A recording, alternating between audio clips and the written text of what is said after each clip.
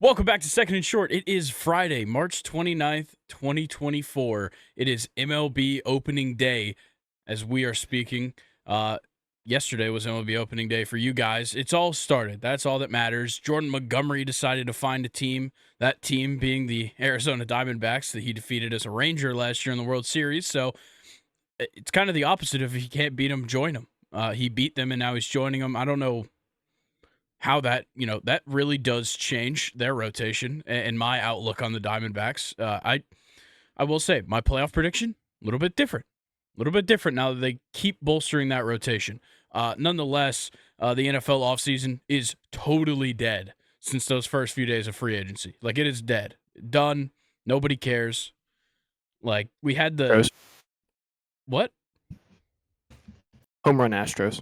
Oh, nice. Yeah, see, Luke is already spiraling on opening day. Pre-recording, he said, why can we never be better than the Astros? On opening day. It's crazy. I didn't mean to cut you off, but I heard my TV and I look over and fucking dickheads trotting the bases over there. It's annoying. Who hit the home run? There are 9 hole. I didn't see the name. Wow, that's not good. No, it's not. That means it's probably like Chaz McCormick. Who's number 6?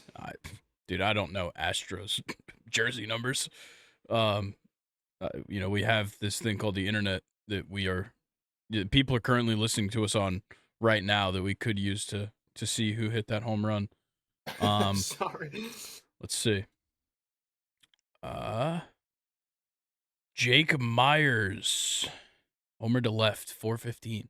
All right. Well, that is a hot start to MLB opening day. Like I was saying, the NFL offseason's totally dead since the first few days of free agency. All we got was like random news from the coaches' meetings, and like half of it is just like reporters being like, this coach was talking to this coach. And they're like, Mike McDaniel said that the Dolphins offered OBJ a contract. Cool. That doesn't do anything.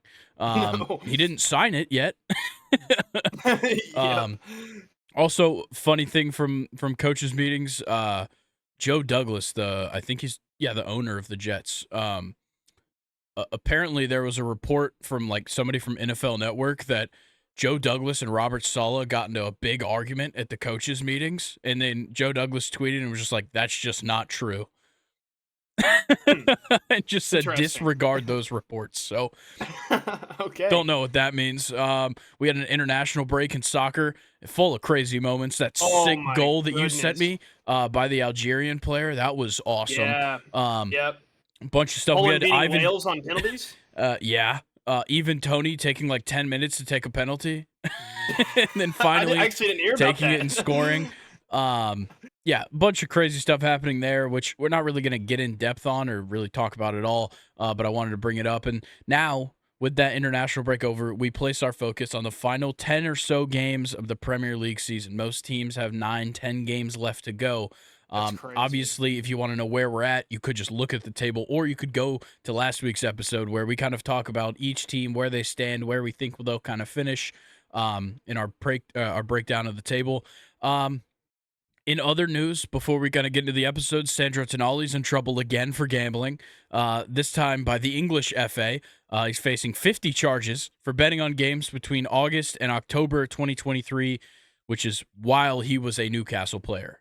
So I will say, I kind of like was freaking out about this at first, and then I remembered that Ivan Toney had 280-something charges brought against him for betting, and he got an 8-month suspension or a 10-month suspension.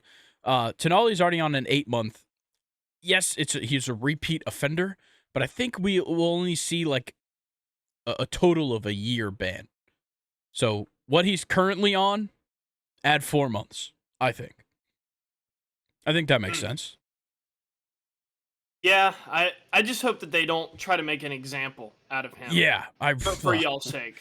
Yeah, because they that really, would suck. it's to me it sounds like they have grounds to give him like a fuckload of time. Yeah, you know what's really fucked up about this is that AC Milan is just laughing right now. They took their like 70 million euros and we're just like, he's not playing for them. So I guess they win in this whole situation. And it makes you wonder because, like, I remember when he signed for Milan, they were calling him Pirlo 2.0, which was leading me to believe that, you know, he was going to be a player for And he's Milan awesome. for a very, very long time. And he's a great player. And it makes you wonder, and we've already speculated this before, but, like, did AC Milan try to get rid of him because they suspected something coming? Definitely think that's the case. It very well could be. Have there been any reports or stories on that? I haven't heard much about, like, I've seen, like, people obviously, like, on Twitter and stuff being like, AC Milan, you know, got their money and just knew it was happening. But, like, I've never really seen anybody reporting on it that much, or at least from the AC Milan side. Yeah, maybe they'll do, like, a documentary on Tonali down the road. Probably. At this point, there might need to be. Yeah, but yeah, it's a crazy situation. For Newcastle's sake, I just hope it doesn't turn them off from going and spending, you know, a lot of money on players still. And I don't really know why it would, but I think this is just an odd circumstance. Exactly. Yeah. Exactly. Other news before we get into everything, I just saw this pop up, so I wanted to talk about it. This is just kind of weird. Rob Manfred is hoping for a short investigation on Shohei Ohtani. Okay, if that doesn't sound like him being, I'm not going to ban this guy, I'm not going to suspend this guy, I don't know what else he could say. It's an investigation. It should take as much time as it needs to take. It's not a matter of like, let's make this an easy one. Like, you just do the investigation. You either find something or you don't. His investigation is walking up to him and asking him, "Are you guilty?" And then Shohei's going to be like, I don't speak English. And then Rob Manfred's going to be like, okay, yeah, I think he's good. He doesn't even have a translator anymore. Yeah, I will say, Ipe Mizuhara memes, A1. They're so good. All these videos and everything are hilarious. So please keep doing that, whoever is making these. Speaking of MLB players that can't speak English, Ellie De La Cruz. Yeah, speaks English. His press conference was like amazing. Yeah, pretty good. I you know, with being a Spanish minor at UGA, I was kind of jealous. I was like, how the fuck did he learn this so fast? Like, he's really good at English. Yeah, and he's like, what, like 21? Something like that. But props to Ellie. I like that. Yeah, that was really it's pretty cool. to see. Yeah. You know what? That is an issue that people seem to have with players. Is like, why don't you learn English? And I think that's the craziest thing ever. Yeah, I mean, especially in the U.S., this is the perfect place not to speak English at, I feel like. Yeah. There's so many opportunities for you to not have to speak English here. Yeah, I don't understand that whole thing. Like, I trust me, Braves fans, I hear it from them a lot, where it's just like, why can't Ronald Acuna learn English? Why can't you learn Spanish so you can understand it? Like, just get over it. Yeah. Also, we have a translator who's very good. He's awesome. The Braves translator? I don't know his name, and I should, because I see him all the time, because Ronald Acuna is often in press conferences. Actually, let's take a pause for a second. All right, guys, sorry for that interruption. Duty calls, but I don't know exactly where we were. I know we were talking about the Sandro Tonali situation first. We were talking about Rob Manfred's investigation on Shohei, but let's get into what we're talking about in this episode. The NFC South season grades, to continue that series. We've only got 2 more to go after this one, the North and then the East. And then it's kind of draft coverage all the way through. We've got our MLB Playoff Predictions with the season opening up. We're going to do every single seed, and then we're going to do our World Series matchup and World Series winner predictions. The first MLB Weekend Preview of the year. Oh, man.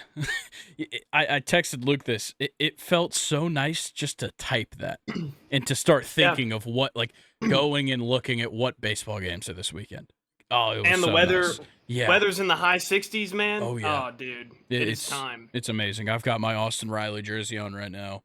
He's winning MVP this year. Despite I didn't predict it, he's going to do it. We've got Premier League weekend, of course, and we've got questions time, which includes something pretty fun that Nathan included. And we got a couple of more questions from the same guy last week. that asked the rap question. He's got 2 more questions. I think both of them sports this time, but we'll get into that Oh, later. cool. All right, well, let's go ahead and get into NFC South season grades. I'm super excited to keep doing this. This is obviously my team's division, so it means a little bit more to me. And we'll start off with the last place team, the Carolina Panthers. Yeah. I think looking back on how their season was last year, they were awful, but I think they were supposed to be awful, which kind of it bumped their grade up for me Yeah. because I was able to dig through and find a lot of things that I liked. Their offense, I mean, they were like dead last in everything, 31st in points scored, dead last in total yards, last in passing yards per game. What was weird though is they were 10th in time of possession. How does that happen with an offense like that? I don't really understand. Sorry, the Yankees are finally getting some offense on the board here. Defensively, they weren't much better, though. 29th in points against. They were actually 4th in total yards against. Now, the only thing I could think of with being 4th in total yards is that they were turning the ball over so much that they weren't their opponents weren't having to drive a long way down the field, and I think that's kind of where that goes into, or they were punting bad. They were last in sacks, 27th in picks. I mean, they were literally one of the worst teams in the NFL. I don't think worse than the Patriots though. That might be a hot take, but I think the Panthers were a little bit better. I think there was something to work with here with the Panthers. Like we saw some things they could work on. I'm not going to go through any stats for this team because they don't really need much of an explanation there. They were bad. We all know it. 2 wins. I definitely can't go any higher than the grade I gave them, despite the things that we saw. You could pull some good things out of it. The worst part, though, is that you can't accuse them of tanking because they didn't have a first-round pick to earn. So that's the big problem. Like, they were just that bad. Luckily, Bryce Young, looking into the future, could be good if you give him something. They got him Deontay Johnson, but this team is very far from being successful. They got rid of Brian Burns. So they might even be worse. I don't know. They did have a decent defense. I'll give them that. They were okay on the defensive side. The offense just needs so much help. But, yeah, this team, they sucked. That's kind of how it goes. Yeah, and on top of losing Brian Burns, they also gave away Deontay Jackson, one of their kind of better corners on the team, to the Steelers in that Deontay Johnson trade. But there were a lot of guys that I want to pick out here that I liked. Chuba Hubbard, he makes the Miles Sanders getting Miles Sanders just so stupid. I mean, I understand that the running back was in a Super Bowl the previous year. Miles Sanders did fuck all for this team. He's a complete bum. And then Adam Thielen. I'm in a dynasty league, and Adam Thielen was someone that I drafted way, way late in the draft, just kind of a throwout pick, and he ended up, absolutely crushing it for the Panthers for a while there. Adam Thielen was looking vintage Adam Thielen for a while there. I thought DJ Chark and Jonathan Mingo were overall disappointing. I thought Mingo was going to have a way better rookie year, and Chark has shown that he can be great. He was really good in Jacksonville, but he really couldn't show out in Carolina. And, no offensive line, which killed him all season long. Killed Bryce Young all season long, too. So I'm going to go ahead and give my grade for the Panthers. I gave them an F+. Nice. I gave them just a flat-out F. Just like what I gave the Patriots, I think they're just right on par with each other. The only thing that I think there's things that play in their – give each side the advantage to be better than the other, but they're also just so bad. Like the Patriots, you could say that by the end of it, they probably were tanking because they needed a quarterback, and it was very obvious. The Panthers, you can't give them that one, but they have a quarterback. They just need other stuff, and it was very clear. The way that their games went, it was so clear that it's not that the quarterback is the problem. It's not that one particular thing is the problem. This franchise just needs an overhaul, and that's kind of what they've been doing. Yeah, they really didn't do much in free agency. I would have liked them to have been more aggressive, but Deontay Johnson is not – he's going to be great for that team, but there are a lot of things that hold Deontay Johnson back from being an elite wide receiver. Yes, definitely. just, like the plays where he would run backwards, kind of easy drop passes. I mean, we've all seen what he can do towards the sideline. He has some of the greatest catches, I think, in Steelers history. I'll go that far and say it. Like one-handers near the sideline, he can be good, but he's not going to change much No. about this team, I don't think. No, I don't think so. He just gives Bryce Young an option. The problem is can Bryce Young get enough time to throw him the ball? Exactly. Well, let's talk about the Falcons because quarterback play certainly wasn't their strong suit either.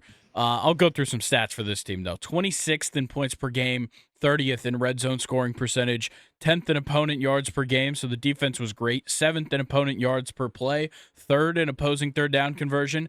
But my big problem is that we were 29th in takeaways, so 29th in defensive turnovers, and 26th in offensive turnovers. We were giving up the ball almost 2 times a game, and we were getting it back less than 1. Like, that is so bad. Yeah. Yeah, big time. And the defense was really, really good too for y'all last year. So that says a lot. I thought what was crazy is Bud Dupree was sack leader on the team, or tied for sack leader, I think, with Calais Campbell. As a Steelers fan, that is insane for me to say. Never thought I would say that about Bud Dupree again.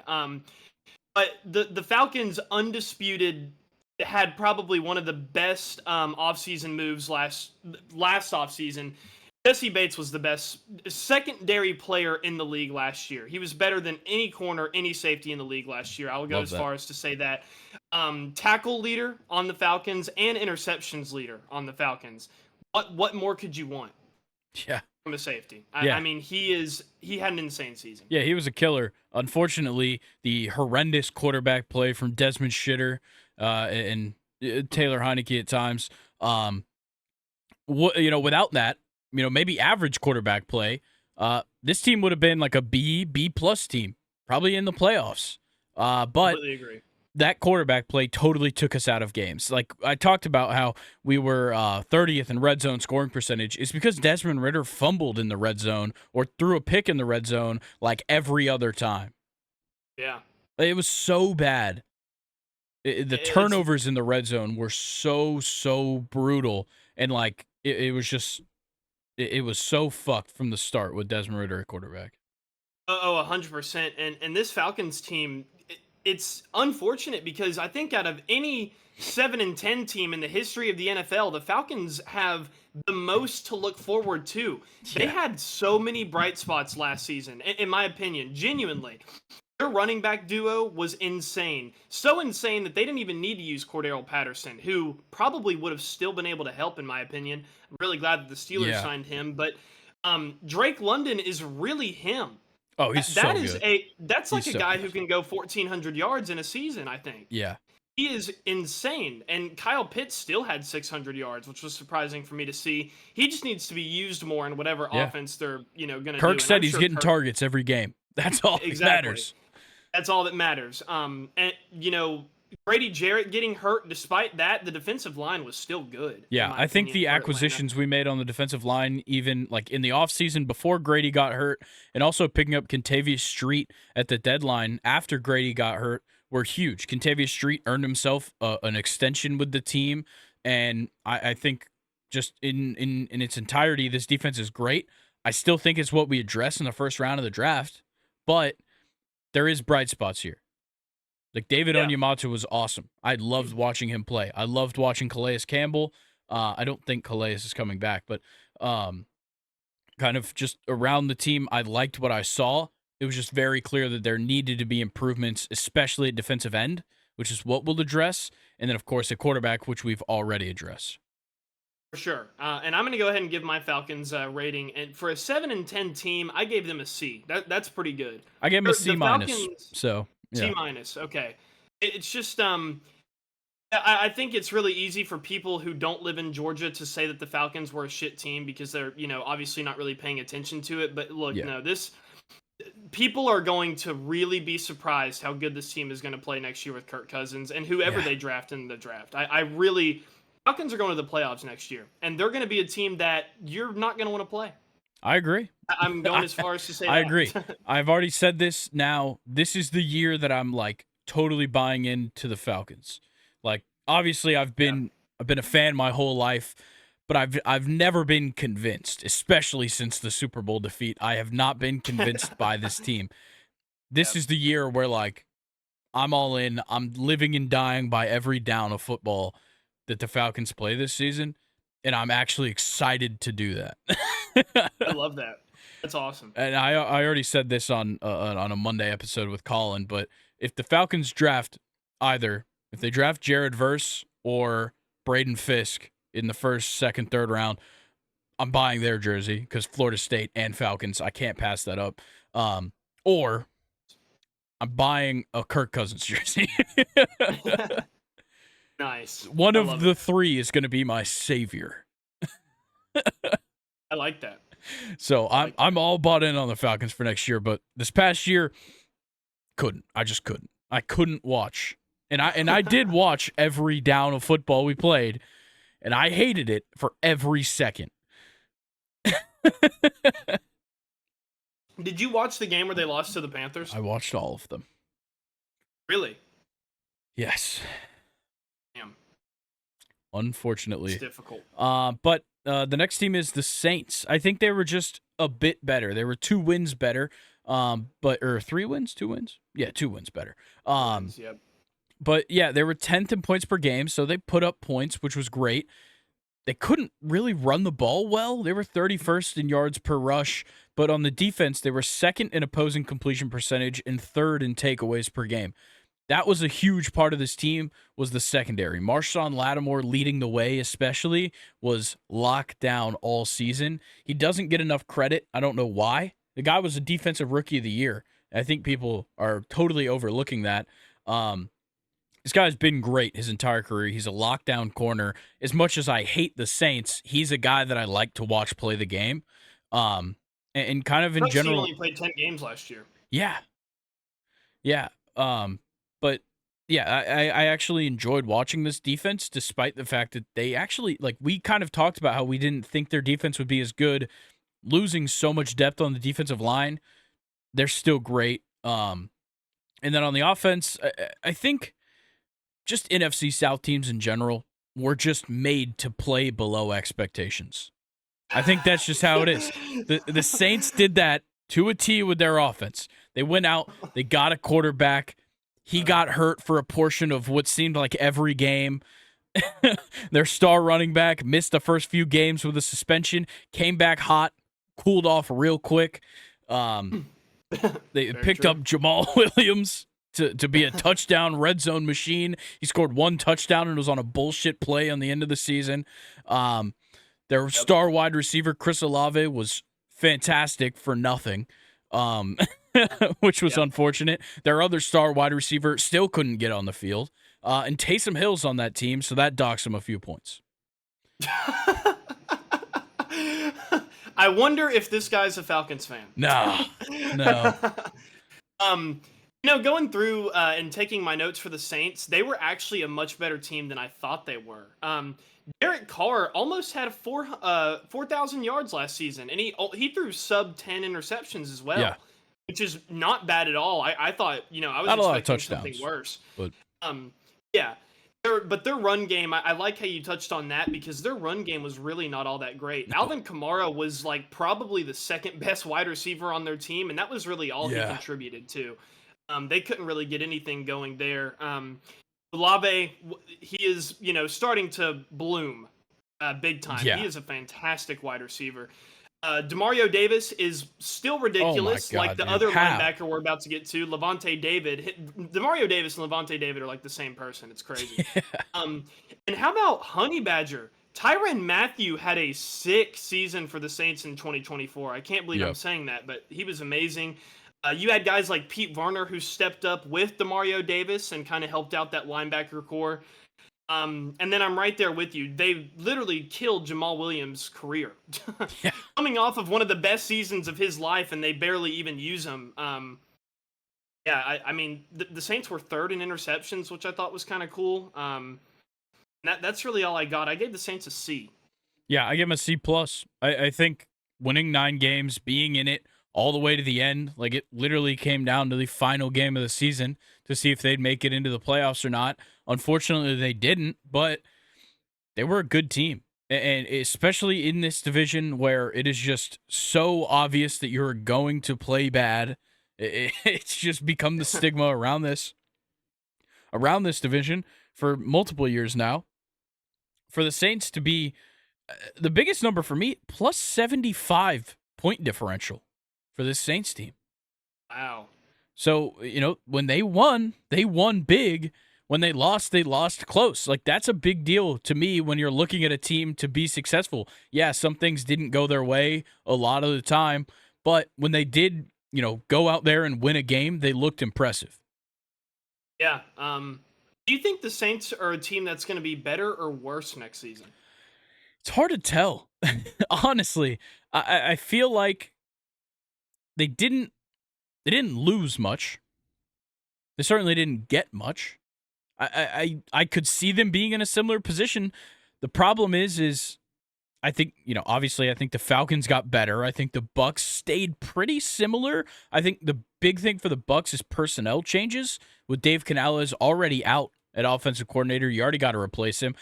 I'm not the biggest believer in the coaching in general in Tampa. So, maybe the Saints could get better. Maybe they don't. Obviously they're going to be better than the Panthers, but they're probably sitting around this same thing. Maybe at 8-9 next year. Maybe a couple more games don't go their way. God forbid some injuries or something. But yeah, I think the Saints are just kind of in this zone for now. Yeah, that's a fair point. But let's talk about the Buccaneers. I think they're an interesting case because there's some things they were great at. There's definitely some things they were bad at that really showed. But they were 27th in red zone scoring percentage, 31st in rushing yards per game, 32nd in yards per rush. Obviously, that's kind of Rachaad White's fault. But on the defensive side, 6th in opposing yards per rush, 5th in opposing first downs per play, and 4th in opposing third down conversion. So they were weird. Baker Mayfield, fantastic year. Great quarterback play out of him. They just didn't score a lot. Like, you didn't see the Buccaneers just run it up a whole lot. They had, one or two games where it was like, holy shit, are they going to stop scoring? Primarily, what was it? The Texans game where they lost it by 2 points, 39-37. That game was just madness. But, they had big games, 34-20 over the Packers, 30-12 over the Jags. Those are huge scores. It's just they loved to play close games.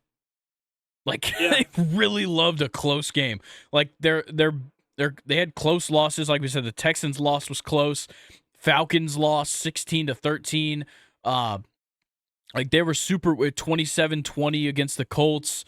These were all close losses, but they also liked to win them close. 20-17 against the Vikings to open the season. They had a win 21-18 over the Panthers, 29-25 over the Falcons. I don't get it. I don't get what the Bucs were doing here. They were so up and down. They started off the season 3-1. Their only loss to the Eagles, who were undefeated for a good portion of the season. And then you lose 4 straight. Yes, they were very good teams outside of maybe the Falcons. Lions, Falcons, Bills, Texans. You beat the Titans. You lose to the 49ers and Colts, which the 49ers obviously were great. The Colts, a fringe playoff team. And then you win 4 straight, including one over the Packers, who were a great playoff team. Yep. Their season was just so weird to me. If I'm going to point at a player that I think was bad, I already kind of mentioned him, Rachaad White. I think underplayed how I thought he would be. I thought he would take a big step forward. No more Leonard Fournette on the team. He gets all the carries. He was just super inefficient. He was great in the receiving game when they did throw him the ball, but he was just really inefficient when he was running. But the defense was so good. Yeah, for sure. I think they had a lot of guys that stepped up. One of them being Cade Otton, at tight end. I loved how he played last year. Yaya Diaby was their sack leader, which is crazy to say for the Buccaneers because I could name you all of these great names that I would think it would be. Yaya Diaby I have never heard of until I wrote these notes. So shout out Yaya Diaby. Yeah. You have guys like Antoine Winfield on this team who, are just casually going to be second in sacks and then the pick leader with 3 interceptions. He's a fantastic safety. Really, their whole secondary was probably an underrated highlight of their defense because everybody wants to talk about their linebackers, of course. Levante David, he's tackle leader again. Who else could it be on that team? Both Evans and Godwin over 1,000 receiving yards, which I still thought was crazy with a new quarterback. Yeah, I think that's an underrated, stat there. Yeah, I think it was a big, obviously big props to Baker Mayfield, but also big props to Dave Canales, who clearly reaped the benefits of his success and got a head coaching job. But yeah, I think overall this offense surprised me. It still wasn't as good as maybe it should have been because the run game wasn't great, but in the passing game, they really, really surprised me.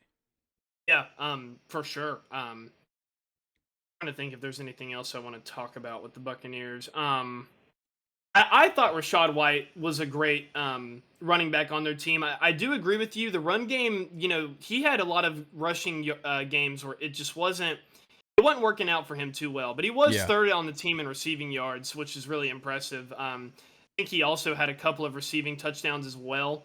I gave the Buccaneers a B-. I thought their team was better than their record. Yeah, kind of like how you pointed out, they were just they were inconsistent, which really, really held them back last season. Yeah, I gave them a B. I think I probably would have given them a B-, but the playoff win was pretty impressive against Philadelphia. Obviously, we knew Philadelphia was a dumpster fire going into that game, and we both picked Tampa to win that one. But it's still the Eagles. Like, it's still a great team that you had to go out and beat in a playoff game. And they did, and it's not like they played bad per se in their second game. So, yeah, I think that kind of boosts them up to a B for me, but they definitely couldn't have gone any higher unless they, obviously like went on and won the Super Bowl. And even they lost to the Lions in the divisional round by only a possession. Yeah, only it was a super close game all the way through. Yeah, I think what held them back, I agree with the B take because of, how they did play in the playoffs at a 9-8 team. But just, their inconsistency in the regular season is what kind of gets me, like not beating a team like Indianapolis or the 4-game stretch where you lose to Houston, Buffalo, Atlanta, Detroit. Carolina kept you close, 9-0, 21-18. Just, games like that kind of held me back. Definitely. And like that Carolina game, it's not like there was nothing on the line. They had to win to get in. Like that, that was a big deal. Exactly. And they won by kicking 3 field goals. Yeah, so Buccaneers were an interesting case. I think overall this division will get better next season. Obviously, the Panthers will weigh us down for sure. But overall, I think this is going to be as always, a close and fun division to watch. Maybe the Falcons are dominant. I would love for them to be, but even in that case, the Buccaneers and Saints are still playoff contenders. Like they could still get into the playoffs no matter what. So, because like, look, if either of these teams barely improve, you're looking at 10-7. That's a good way to get in. So, yeah, I think with how it shakes out in the NFC South, the future is bright with a lot of the talent there. I think the Buccaneers are going to be an interesting one to watch because year 2 of Baker Mayfield is going to be an interesting thing to follow. They bring back Mike Evans. I think there is there's definitely things they can address in the playoff. Or sorry, not in the playoffs, in the draft. But overall, I think a lot of these teams are just going to look a little bit better. Yeah, and on top of that, it's year 2 with Derek Carr on the other end. Yeah. And, rookie Bryce Young, he's still a young prospect who probably, I don't know if he really has, if I can say he has potential or not. I think there's definitely room for potential, but last season was so bad, I don't really feel like we got a good sample size to even go off of for his rookie year. But I want to pose a question to you. Please. Do you think the NFC South is underratedly on its way to becoming kind of like the AFC North? Because it seems like with the Falcons improving at quarterback with Kirk Cousins, the division is going to be so much closer with better records next season. I think... Is that a hot take or not? I think you're on the right track with the NFC South because the competitiveness is there between all four teams, honestly. The Panthers, and everybody hates the Panthers. The Panthers hate everybody in that division. It's not like they're just the odd one out. Yeah. But I think when you're looking at it from like going into the season, if you're looking at the AFC North and you're looking at the NFC South, there's like no Super Bowl contender in the NFC South. The Bengals are going to be there by the start of the season. People are going to jump right back on them when Joe Burrow's healthy. The Ravens, of course, dominant force. The Steelers, like the Browns are going to be another great team. I think that it's just the NFC South is the off-brand AFC North if we're gonna compare. That's fair. Because I don't think the successful outlook of the NFC South is nearly as high as the AFC North. Sorry, I keep looking away. The Yankees have the bases loaded right now. Rizzo just got hit like upper shoulder area. Nice. Kind of scary there from Framer Valdez. The Yankees will score a run off of that hit. 2 outs in the top of the 5th. It's 2-4. Astros are still up. Gotcha. Yeah, I'm watching the Dodgers game right now. They're beating the Cardinals 5-1, bottom of the 5th. Well, I guess that's a great segue to talk about the MLB then. Yeah, I'm ready. This is exciting. Yeah, our MLB playoff predictions begin now, and we'll start in the AL. This was super tough. Yeah. Especially to seed. Because, like, I could go through and just be like, yeah, they're a playoff team, they're a playoff team, they're a playoff team. This is, like, these are hard teams to put in order. That was exactly my issue. Honestly, in both divisions, it was pretty tough to put them in order. The only surefire thing in both divisions is that whoever wins the Central, in both leagues, whoever wins the Central, third. Yeah, that's exactly how I had it. Yeah. So I'll let you start. I guess, how do you want to do this? You want to go like 6-1 in the AL, and we'll just alternate our teams? Yeah, or do you want to just go through your whole list, and then I'll go through my whole list? We'll compare. Let's alternate. Okay. Our, teams. Okay. So we'll start at the bottom, though. Who's your 6th seed in the AL? I went with the Rangers as my 6th seed in the AL. Yep. I went with the Tampa Bay Rays. Okay. Yeah, it was between the Rays and the Rangers for me. Perfect. Yep. Same boat. The only way that I could fit the Yankees into my AL playoffs was leaving out either the Rangers or the Rays. Yeah. Yeah. Definitely. It's going to be hard, and I definitely, with it being so hard to seed these teams, like this could very well be different. Yeah. It's fun to make predictions, but I'm not confident at all. Yeah. I think I'm going to go ahead and just kind of talk about the Rangers real quick because I already kind of said I left them off my list. I see them as a 7 seed. They didn't get better. Everybody else did in the American League, honestly. Everybody else that was at the top last year is getting better. They didn't. All they did was lose players, and they've just got a bunch of guys that are going to be injured for a significant amount of this season. Yes, they have fantastic players already. Corey Seager, best shortstop in the game. Adolis Garcia, I think he's already a superstar with a very good glove that nobody talks about in right field. For sure. Marcus Semien is Marcus Semien. Every other year, he's great. Last year, he was pretty good. Don't know what that means for this season. But with the young guys, Jonah Heim and Josh Young, there's so much talent on this team. And in the pitching department, they do have talent. Nathan Eovaldi seems to be turning his career around. The problem is the injuries. Like I said, Max Scherzer, extended amount of time on the IL. Jacob deGrom, maybe we see him in like September at the best.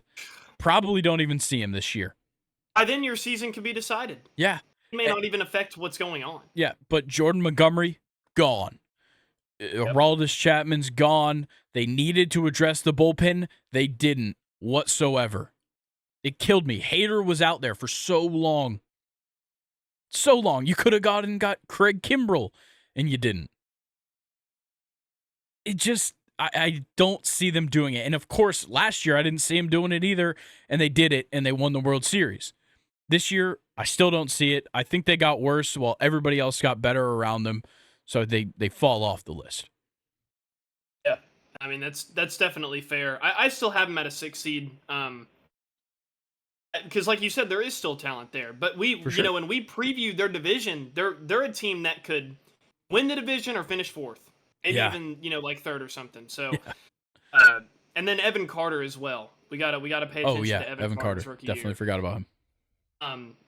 Did you want to talk about the Rays as your pick, or do you want to go to our fifth Yeah, seed? let me. I guess I'll talk about the Rays real quick. Look, we talk about them every year the same way. We look at them every year the same way. It seems on paper like they have nothing. They've always got something. That's the thing. Yeah. Last year, I probably I haven't gone back and looked at my prediction last year. I'm sure I put them somewhere in like the 80 something wins, and they won 101 or 100, I think. Like, Yep. they just do that. Yeah, there is no Shane McClanahan for the full season, but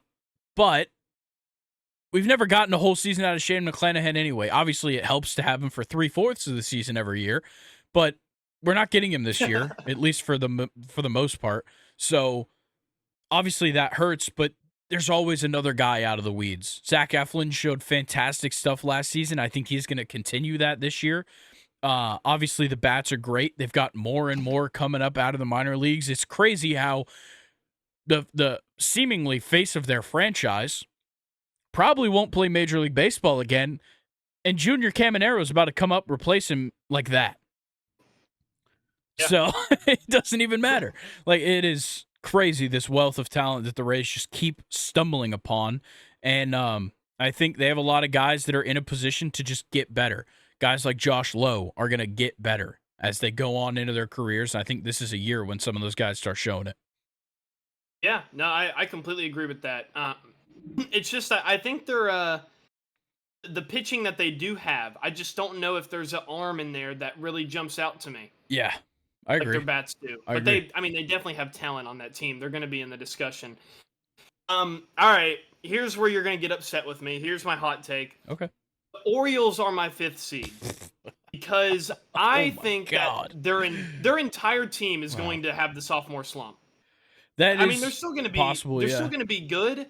It's just for me, I'm banking off the fact it just seems way too good to be true. I mean, I still have them making the playoffs. They're going to be a great baseball team for probably a really long time. Yeah. But I think it's too good for them to be true to, one, win the AL East, and two, have like as good of a record as they did last year. So I went with the Orioles for 5th, but they're still going to be, I mean, they're a team that literally got better in the offseason on top of what they were able to do last year. Exactly. They got Corbin Burns. Yeah, exactly. They have Corbin Burns now, and they have guys, in the minor leagues that are just itching to be called up. But I went with the Orioles for my 5th seed. I know that's a hot take, but like I said, I think their whole team's going to have a sophomore slump. Fair enough. I'll talk about them a little more when I get to them. But my number 5 seed is the Seattle Mariners. I don't quite believe in them yet to take over the AL West. I do believe in them to win enough games to get into the playoffs. I believe in Julio Rodriguez. He already had his sophomore slump, which included record-breaking statistics, but in a season where he himself said that he was not happy with his performance, which is crazy.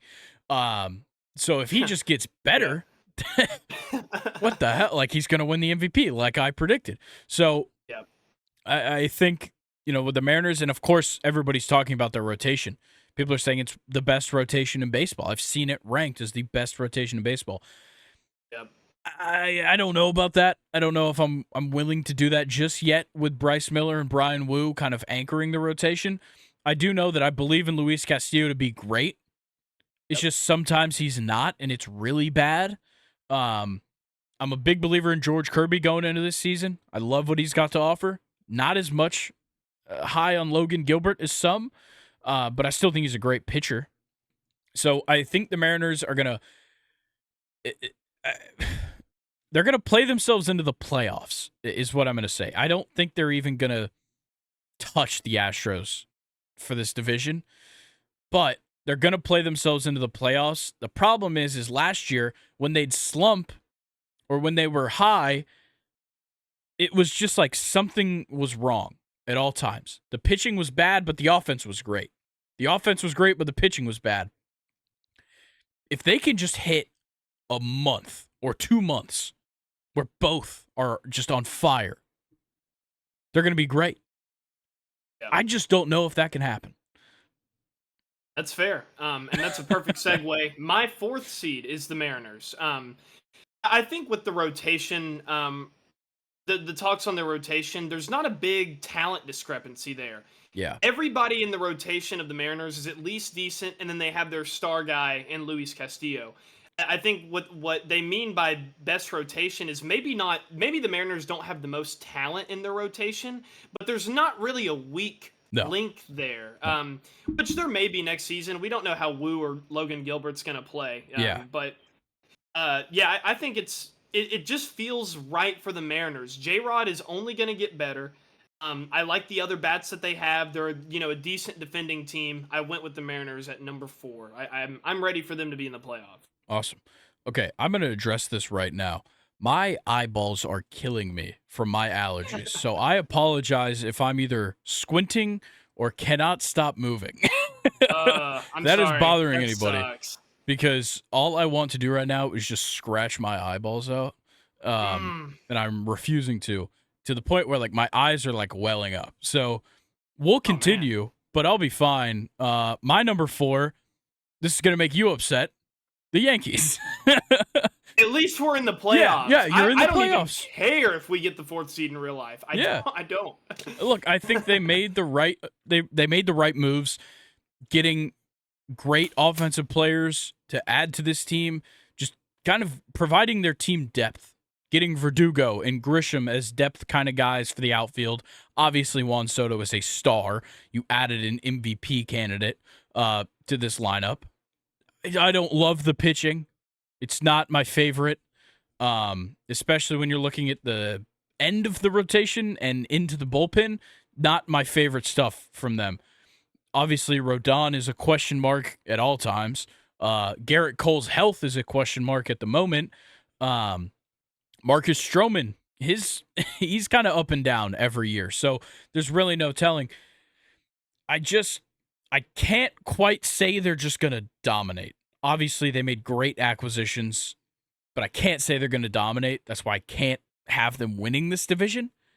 But I do believe in them. That's fair.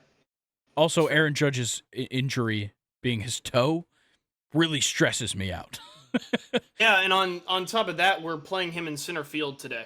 Yeah, you'd think the guy who literally can't walk correctly because his toe is injured and it's going to be a problem, like they've said multiple times, maybe you put a guy like Verdugo or Trent Grisham in center field. Yeah.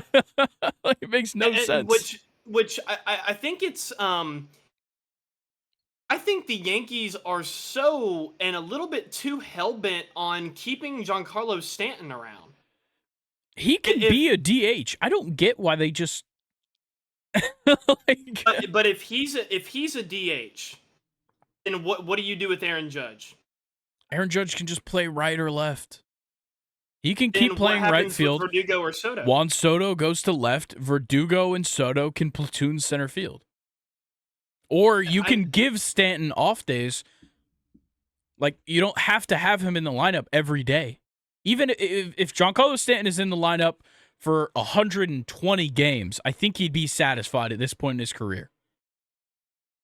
Obviously, you're paying him a lot of money to do that, but 120 games out of Giancarlo Stanton is probably going to get you like 25, 35 bombs. Yeah. So you can't be mad about that. And when you do give Stanton the off day, you put Judge at DH, you let Soto play his horrendous fucking defense, and you throw Verdugo in one of the corners, and you throw Trent Grisham in center field, and your defense in the outfield probably improves because you don't have an injured Aaron Judge playing in the outfield. Yeah. And also, like, guys are going to go down.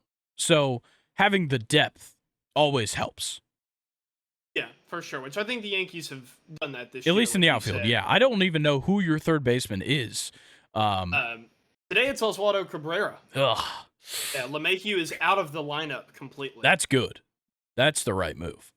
Sad, but yeah, it is the right move. Yeah, he sucks. Yeah, the Yankees actually have it 3-4 right now in the bottom of top of the sixth, and Cabrera is hitting right now. He's 1 for 2, so we're starting this inning with the 9 hole. But anyway, so the Yankees are your 4th seed. Yes. Okay. My 3rd seed, for one, I can't wait for you to say the Royals, but my 3rd seed is the Tigers. I was so close to putting the Tigers. I will say, even though I already predicted that the Royals will win this division, I was very close to just changing my mind and putting the Tigers because I just keep getting more and more high on the Tigers. I feel like a casual right now. I didn't take any notes whenever I did this, so I don't even know if I can really sit here and like give you evidence that I think the Tigers can be a 3rd seed. I just think that it's, once again, it's time for the Tigers. They have a very young team, and they potentially have a Cy Young candidate. Yeah. I don't know if Scooble actually can win the Cy Young, but I'm just going to go ahead and say that. He can. Well, in that case, then that helps me even more, but it just, that division is so bad. I think it's time for the Guardians to just kind of, get worse. Oh, yeah. They can only stay mildly bad for so long. I think this season they might be a lot worse. Yeah, new manager and everything. Oh yeah, exactly. But yeah, I think it'll be the Tigers. I think the Tigers are going to be the least best division winner. Yeah, obviously. Okay, I have the Royals here. I want to help your argument for the Tigers real quick though. Thank you. By just giving off some names, saying some guys who I think are going to be good. First of all, Tarek Skubal, duh. Jack Flaherty was a great pickup for them in this offseason. He's going to be good. He's probably going to be 2 or 3 in this rotation. Kenta Maeda is just the model of consistency as a starting pitcher. And then Casey Mize has such a high ceiling. He has not lived up to it yet. He's also only 26 years old. Like, it's not like he's done. He has time to still get better. And the same goes for Reese Olson, who's 24 years old. He's from Gainesville, Georgia. I believe in him because of that, honestly. Related to Matt Olson, also from Georgia? Don't think he is related to Matt Olson. It's spelled the same, but no, he is not. Nonetheless, I do believe in Reese Olson. Cabrera. 4-4. I guess I shouldn't have talked shit. But yeah, Reese Olson can be a pretty good starting pitching option for them. At catcher, Carson Kelly, fantastic for them at catcher. Javi Baez, big problem. Hate him. He sucks. Very expensive. Yes. You better hope there's a shortstop coming up for the Tigers, because I don't know if there is, and I haven't really looked into it. But I do like the pickup of Gio Urshela for third base. I love Colt Keith as a young player on this team, and Spencer Torkelson is about to hit the piss out of the ball this season, and I already know it. I didn't realize they got Gio Urshela. Yes. And then in the outfield, Riley Green is the big name for the young guys, but Zach McKinstry and Kerry Carpenter, as well as Matt Vierling and Mark Canha, are all guys that can just go out there and do their job day to day, 162 games of the year. Yeah. So I love what they have. They just have a lot of guys that are consistent outside of Javi Baez, and a lot of young guys with upside. So it looks good for them. Very similar conversation for the Royals, though. Go ahead. I was about to say, there's a lot of the Royals and the Tigers have, they have the mansions with the biggest ceilings. Yes. But there are so many, it could really go either way for both of those teams. Yeah, because we're not giving the Twins any love here. They literally made it to, they had a solid playoff run last year. Yeah, that's a good point, too. I completely forgot about the Twins. But yeah. my point is like the Tigers and the Royals, I feel like are two teams that are being hyped up right now, but there are just major question marks all over the place for both teams. Yeah. Can Jack Flaherty stay healthy? No telling. It's no telling. Crazy. Yeah, so I'm going to talk about the Royals real quick because I will defend this hill along with Colin. Colin defending them because, I don't know, I guess he wants he just is in love with Bobby Witt Jr., Mine simply because they made great acquisitions all summer, all winter. I think Brady Singer can only take a step forward from how bad he was last year. Whether he's number 1 in the rotation, whether he's number 5 in the rotation, he's going to be better than he was last year. Cole Reagans has a ridiculous amount of upside. The success we saw from him straight up for the whole month of August last year was unbelievable. I think it continues. He's a guy who is like seriously being talked about as like a dark horse for Cy Young in the AL. So I love Cole Reagans. He's a great lefty starter. Seth Lugo, consistent starting pitcher. Jordan Lyles, Michael Wacha, same thing. They just go out there and they do their job. They get their starts. They'll give you a good 5-6 innings, 1, 2, 3 earned runs, and they'll just kind of keep you in ball games. And then you picked up some solid help in the bullpen. Chris Stratton is great. Will Smith, you can say what you'd like. I know I don't like him. And Nick Anderson, another former Brave who I do like. Obviously, in the lineup, Salvi still holding it down at age 33, which is crazy. If we could talk about that for a second, Salvador Perez looks not a day over 60. Yeah. And he's only 33 years old. But he's still doing it, and he's still hitting bombs. Bobby Witt Jr., MVP candidate. Don't really have much to say for him. Adam Frazier was a great pickup for a second baseman, kind of just an everyday second base kind of guy. Vinny Pasquantino has a ton of upside. He was super, super, super bad last year for what I expected him to be. I think he takes a big step here. And then in the outfield, I love what I see. Kyle Isbell is a fantastic center fielder. And then between Dairon Blanco and MJ Melendez, Hunter Renfroe, Nelson Velasquez, all those guys are going to be locking down the corner, kind of rotating around for this whole year. And I think they've got a great young manager. He's not a super young manager, more of a new manager with Matt Quatraro. Yeah, I like that breakdown. I just looked back at my notes, and I actually have the Twins winning this division. And the only thing I can say is I've slept since then. It's Tiger season, baby. Fair enough. Okay, our 2 seeds. Yeah. Yeah, I have the Yankees as my second seed. I think they're going to win the AL East. They definitely have the talent on paper to do so. Just with the Yankees is, are our best players going to stay healthy? Are the question marks in our pitching rotation going to be, good? I just watched Nestor Cortez fucking like below a first inning. Of course, he ended up settling in, and we actually just replaced him with Loaizaga, one of my favorite pitchers on the Yankees. But my point being, can Nestor Cortez be good? Can Carlos Rodon be good? Can Marcus Stroman be good? Oh my God, I'm blanking on his name. Can Clark Schmidt continue to improve? Yeah. Does Clayton Beater end up, being a good bullpen option as far as like a distance, get you a lot of innings guy? And that's kind of the thing with the Yankees. That's why it's so easy to say that the Orioles could win this division over New York. But like I said, I think the Yankees have a good team. You already pointed out whenever you talked about them being your 4th seed that they have depth in the outfield, which we have seen, more injuries there, I feel like. It's just, third base. What's going to happen at third base for the New York Yankees? Don't rub those eyes. I know. I went to do it, and I kind of just did a circle. I saw that. But, yeah, anyway, the Yankees make my number 2 seed because we can't be better than the Astros. They may or may not be my 1st seed. Fair enough. They may or may not be mine as well. But the Orioles are my 2nd seed. Yeah, look, I think they are going to take a little bit of a step back. But I think a lot of teams in the American League are going to this year. The Orioles were literally the 2nd best team in baseball by the numbers last year. They're probably not going to do that again this year. They're still going to win 90-something games. I think that's better than anybody else in their division. I think the big thing for them is keep playing well until the starting pitching gets healthy. Obviously, you got a couple of guys starting the year on the IL, but you have Corbin Burns to hold it down. Dean Creamer literally wants to get better. He has talked about all offseason how he wants to throw 200 innings this season. Sure, do it, man. And Grayson Rodriguez, oh, man, all he can do is get better.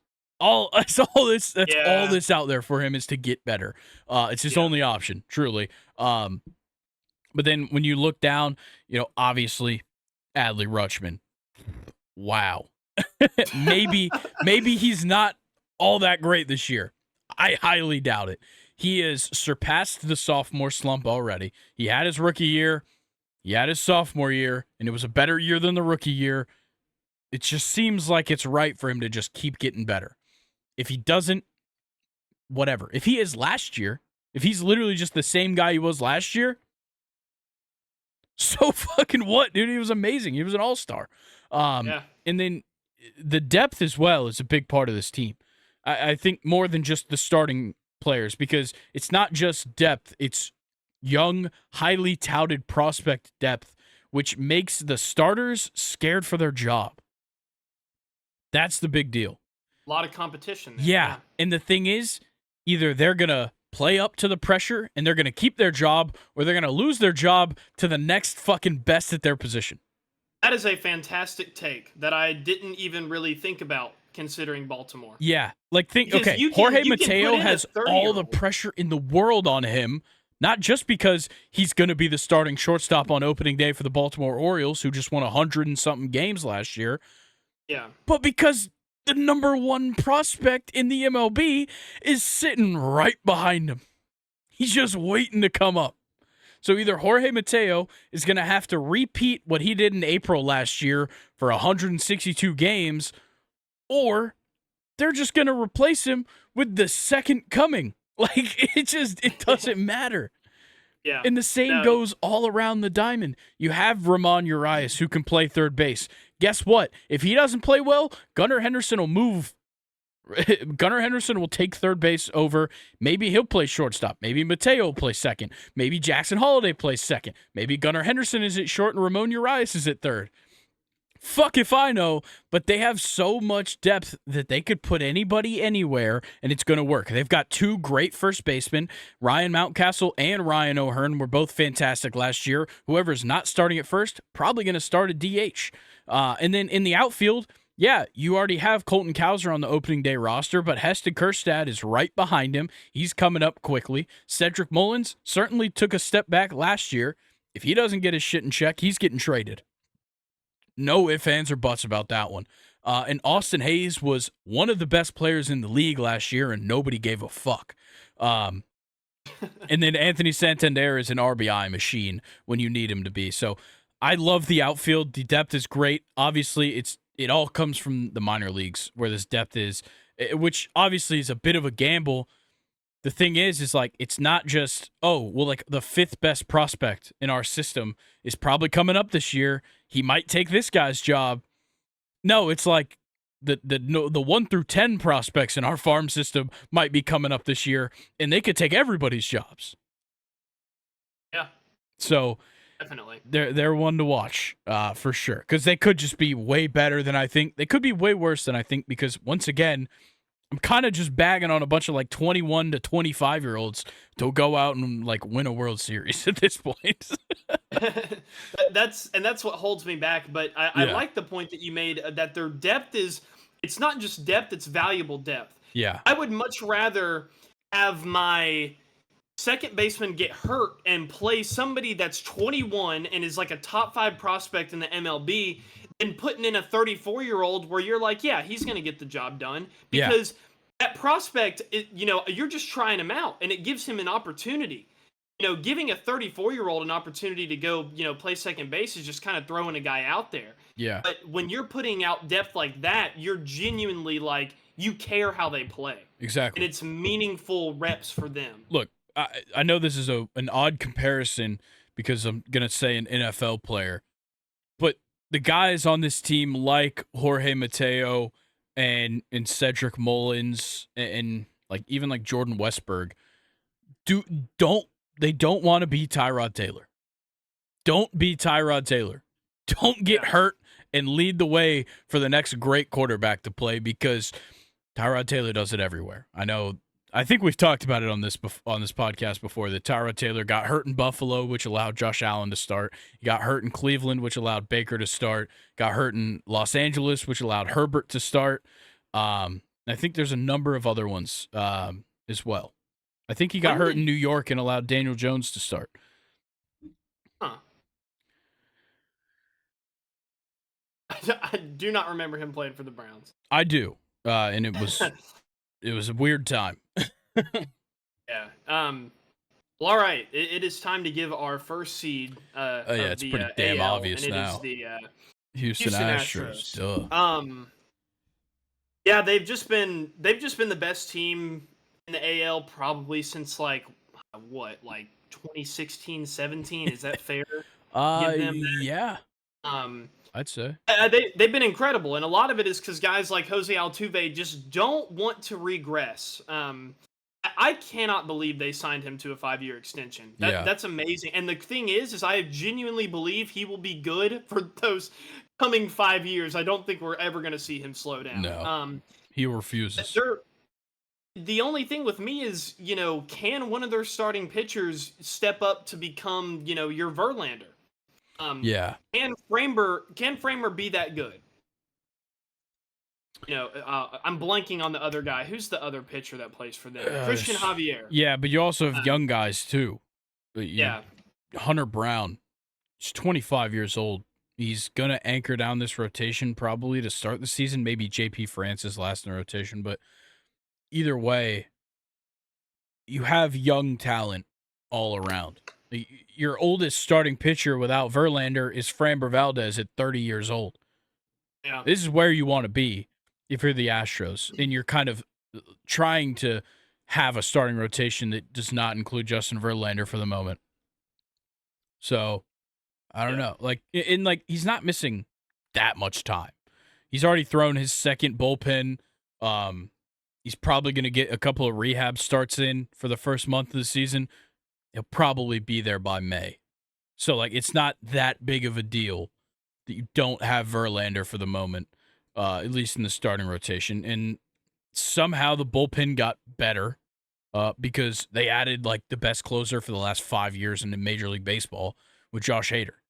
So, it just amazes me how they're able to just keep getting better. Because, I talked about a lot, all offseason and on this episode, that the Rangers had to get better after winning a World Series, and they didn't. Somehow the Astros just managed to get better each time. Even when they have a good season, they get better.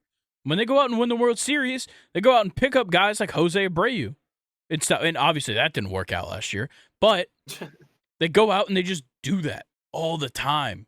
And it's crazy, but it's they were good. They were great last year. They made it to the ALCS. And they still went out and they improved the bullpen and they added some more depth. It doesn't make sense. And obviously, Yordan Alvarez, he might be the best hitter in baseball. The problem is he adds zero value outside of when he is standing at the plate. Yeah. There might be nobody that hits the ball better than him, and it just does something better at the plate. The second the ball leaves the bat or he gets out of, honestly, the batter's box, he's useless. But big time. One hell of a bat. And then Kyle Tucker, kind of the opposite. He is so good at everything that it honestly pains me that he is so good at everything. Alex Bregman has the ability to be an MVP, to be an MVP candidate year by year. I've already kind of talked about how I'm looking forward to seeing him this season. He could be great. There's really no telling with him.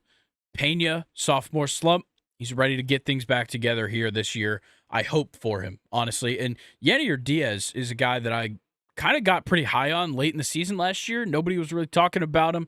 He had a small sample size, but I like him a lot at catcher. So I love what the Astros have. I think they're just going to go right back to it. 103, 105 wins. It's just what they do.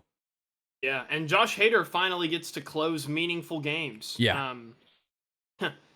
He's been one of those guys that's been one of the best players on his team, but really doesn't have anything to show for it just yet, except for individual accolades. But, all right, National League. Yeah. Let's try and run through this one a little bit faster. We took quite a while in the AL. So we'll start at 6. Okay, 5, 6, 7 was the hardest decision ever. Yeah, I'm really upset about a team I left out. Yeah, me too. So my number 6 is the Padres. Same. Okay. Yeah, I We also might went have San left out the Diego. same team then. Yeah.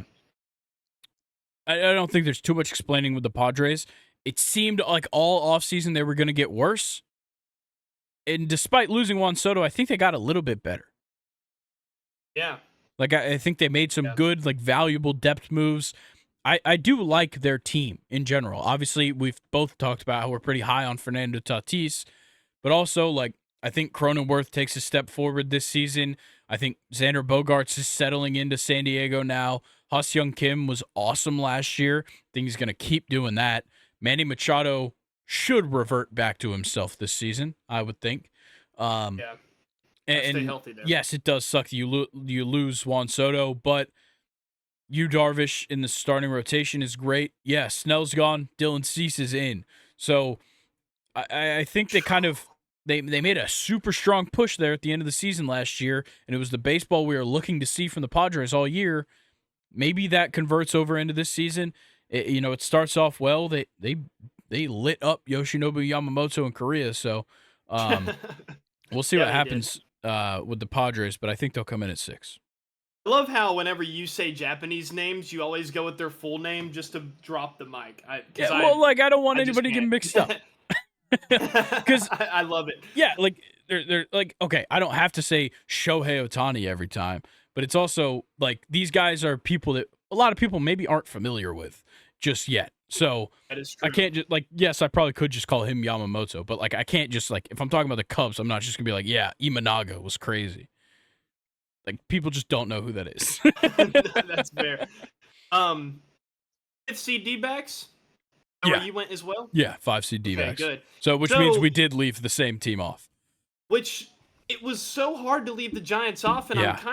I'm second guessing it even right now because Yeah. that's a team that now has Logan Webb and Blake Snell. And Robbie Ray. Yeah. They have So, a great rotation. they really do. I think the D-backs. I don't really know if this would be considered a step back for them being the 5th seed because that's kind of where they sat. They were 6 seed last year. Yeah, they were 6 seed last year. I don't really know if I would consider them as they got better, but they're that's a team that's young that's only going to get better. Yeah, no, I think they for sure got better because like the guys that were kind of possibly gonna leave came back, like Lourdes Gurriel. So that was a big one to bring back, and then you go out, you get Eduardo Rodriguez in like the first week of free agency. You don't really address the pitching after that until literally the week of opening day, and you pick up probably one of the best starting pitchers on the market this offseason in Jordan Montgomery. So you can't really say anything. And of course, Zach Gallen is Zach Gallen. He's going to be fantastic. You kept together this bullpen that was so great in the playoffs. With the exception of a couple of guys leaving, but still, like Gabriel Moreno is a great young catcher for this team. He's only 24 still. The guy made his debut like 2 seasons ago. He's only 24.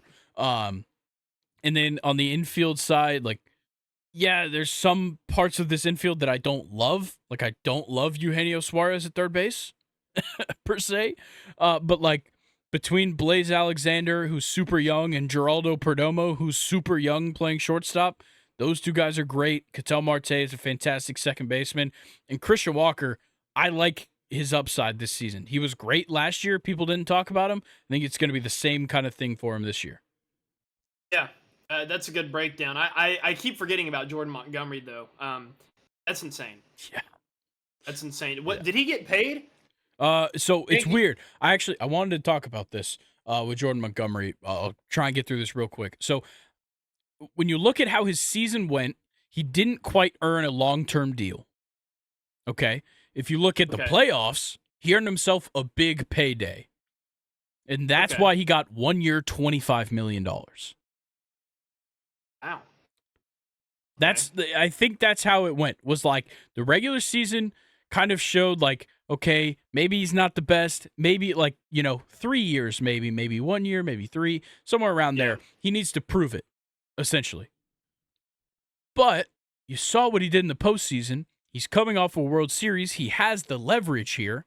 He's going to get the big dollar. He's not going to get a ton of years, and that's what he got was 1 year, $25 million. That's a lot of fucking money for Jordan Montgomery, who, despite being very good last year, has never really showed that much prior. Not with the Yankees. Yeah. Definitely not. Yeah. So for him to get that payday was huge.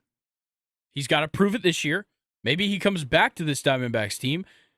Maybe he's on the fucking Dodgers next year. I don't know. Jordan Montgomery has the chance to do something amazing this season and prove everybody right, or sorry, I guess prove everybody wrong that didn't want to pay him that big deal that he wanted, because originally he wanted like $125 million over a couple of years. That was the number that floated around. Didn't quite get it, still got paid. So we'll see with that. And then, of course, the outfield's awesome. Corbin Carroll, Lourdes Gurriel. They added Jock Peterson to be kind of a DH and left fielder. Alec Thomas is an awesome center fielder. And Jake McCarthy is a pretty good right fielder that just kind of plays his role on this team. I like that. Okay. 4th seed, Phillies. Yep. Because they're not better than Atlanta. Yeah, exactly. They but can't they're going to be great. They're going to be better than the Cubs. Yep. For sure. They're not going to be better than the Braves. No. Not yet. Yeah, I mean, Philadelphia, what is there to say? They have good players. They were able to keep Aaron Nola, which I think was a massive win in the offseason for them, because I know a lot of people were talking about him leaving. But they have the bats, they have the pitching. I don't really feel like anything changed in Philadelphia. Not really. That's kind of where I got them in the 4th seed there. Yeah, I think maybe this rotation needed more than Nola and Wheeler. I think obviously their primary focus this offseason was keep Nola.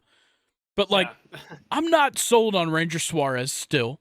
And after him, Spencer Turnbull and Christopher Sanchez. Not great. Yeah. And then the bullpen is essentially the exact same bullpen last year. Matt Strahm, Gregory Soto, Connor Brogdon, Jose Alvarado, kind of the big names there. Sir Anthony Dominguez was pretty good. And then you get into the team, and it's essentially the same. Still got JT behind the plate. He's still a great catcher, but age is catching up to him at 33 for a catcher especially. Yep. First base, you're going to have Bryce now, which is kind of cool, kind of weird a little bit. Alec Boehm's technically listed as a first baseman. I think he's going to stick to third base, considering Bryce probably is going nowhere. But they added Whit Merrifield, which is cool, but also Bryson Stott was fantastic. You didn't even need to get Whit Merrifield. And Trey Turner's going to play short. Edmundo Sosa, Alec Boehm, whoever wants to play third can play third. They both suck. Outfield, I think defensively, you're in a great position. Obviously, Nick Castellanos doesn't play the best defense, but he's got one hell of a fucking arm. We've seen that on display quite a few times. And he's going to lock down right field. You've got 3 center fielders to round out the rest of your outfield. So you're going to get great defense out of Brandon Marsh, out of Johan Rojas, and out of Christian Pache. You pick whoever you want to put, wherever you want. Pache is listed as the left fielder. Brandon Marsh could play left field. Rojas could play left field. Who cares? Whit Merrifield could go out there and play left field. It doesn't matter. And then, of course, Kyle Schwarber is going to be the DH. They won't let him touch the grass on that field. He doesn't need to. So 3rd seed, and I love this. The Chicago Cubs are my 3rd seed. Sucks that I left off the Reds, because I think the Reds got a lot better. I think Harrison Bader is one of the most underrated offseason moves in the whole MLB. I really like him going to Cincinnati. But the big thing with Chicago for me was re-signing Cody Bellinger. I mean, they kept all the guys that got hot for them late last season, and I think that's going to be a big thing. They're going to start the season with all those guys now, which is going to be fantastic. I think Steele's only going to get better pitching wise. I'm blanking on his name, but they have another Japanese player that's highly touted as well. Shota Imanaga. Imanaga, thank you. Like I said, people don't know their names. Yeah, I don't know their names. But yeah, Chicago only got better, and I think this Chicago team is going to be kind of like scarily, like a little bit dangerous. They can be, for sure. I'm not entirely convinced just because this team's not all that different from last year. And last year we saw them blow the playoffs. All because Seiya Suzuki lost a pop-up. But yeah, I'm not totally sold on the Cubs, but I think in this division they're the team that would make the playoffs out of this division. The Brewers not going to make it, the Pirates not going to make it. Reds are there, Cardinals are there. I've been watching this Cardinals game this whole time. You haven't heard me say anything crazy. Just saying. Obviously, the Reds have a chance to just be amazing. Noelvi Marte got popped for PEDs. He's out for 80 games, so that sucks. Good. Good for him. Yeah. Nice. I wonder how he did it. I wonder what he did to do PEDs because I probably haven't laughed harder at a joke about baseball in a long time. Then I was watching Foolish Baseball, talk about him all the time on here. He's awesome. But he did his Foolish 50, which is his top 50 players in the MLB, and he said that he was talking about Fernando Tatis missing time last year, obviously injuries, suspension, everything, and the year before. And he said that he crashed his motorcycle into a pile of steroids. And I laughed my ass off. But nonetheless, yeah, Noelvi Marte got popped for steroids. I think the Cubs are going to be the best team in this division. I think it's really just the infield is a big part of it, and obviously Cody Bellinger as well, whether he's at first base or in center field. Dansby Swanson, I think, is just going to continue to be one of the best defensive shortstops in the game, one of the most valuable players to have in your lineup. I think the stat is there's only 5 guys with a higher F4 than him since 2022. That's insane. Yeah. And then you have, Nico Horner, who is just ridiculous in the field. I always forget about him. Oh, my God. This guy can make a play out of nothing at second base. You got the young guy, Michael Busch, who's not really that young, but it's still going to be his first year in the MLB at third base. And they've got Nick Madrigal if they need to put somebody there. They've also got Miles Mastrobuoni who can play that position. You got Garrett Cooper that can play first. You got Bellinger that can play first. Your outfield is pretty solid, honestly. Every day you'll probably see Seiya Suzuki, Ian Happ, Cody Bellinger. I couldn't really ask for more there. So I think the Cubs will win this division. I like that. And then going through this, it has dawned on me that I think we have the same National League playoff list because there is no way that you don't have the Dodgers as your second seed like I do. Wrong. Got him at first. I've got the Braves at 2. Oh, well, I have the Dodgers at 2. Yeah. I have to put on my MLB analyst shirt right now. This is my unbiased opinion. To cover up the jersey. Yep. Yeah. Wow, that really surprises me. Yeah. Well, I went with LA real fast just simply because they have a literal dream team. I mean, Tyler Glasnow, Mookie didn't go anywhere. Freddie Freeman didn't go anywhere. You added Yamamoto, who still probably has a high ceiling. I mean, they're absolutely fucking crazy. I just think that with the Dodgers in this offseason in particular, there are a lot of question marks. Can Tyler Glasnow finally stay healthy? There's just so many moving pieces. Is Yamamoto going to be good? Because right now he's sitting with like a 45 ERA. Yeah. And I know it's only one game, but with the Dodgers at 2, I just have too many moving pieces for them to be better than the Braves, who are such a cohesive team that can beat the Dodgers any day of the week. That is true. My thing. Okay. That was my thing. I'm going to reason for why I put the Braves at 2. First of all, I do think we're going to take a tiny step back, at least in the wins column. Maybe the players are still just as good. Maybe some guys are better. I do think we take a small step back in the wins column just because I don't 100% believe in the rotation just yet. Yeah, Spencer Strider, I think he's going to win the Cy Young. Max Fried might take it from him. And Chris Sale could be great. I don't believe in Charlie Morton. at all, honestly. Yeah, he's going to go out there. We'll probably have a couple of games where we're like, holy shit, man, he struck out 9, gave up 2 runs. Pretty good, solid outing for Charlie Morton. I can't buy in for Charlie Morton at this point in his career. And the 5 in the rotation right now, I think they're saying it's Reynaldo Lopez, and I don't like that. I don't like a career reliever taking up the final spot in the rotation. Yeah. I can't get behind it. I know they want AJ Smith-Shawver to spend a little more time in the minor leagues.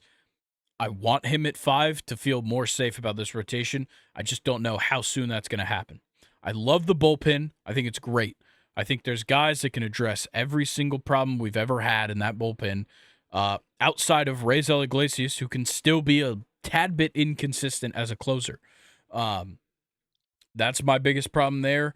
I will say, Sean Murphy, I think this is a year kind of just like what Matt Olson did, where it's like Matt Olson had to settle in for a year, then he exploded.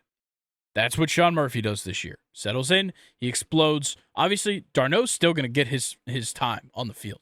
He's still a great catcher. He's a great hitter. But you can't waste the upside of a 29-year-old catcher that is hitting his prime right now in Sean Murphy. But the infield, I'm cool with. It's not ideal, I'd say.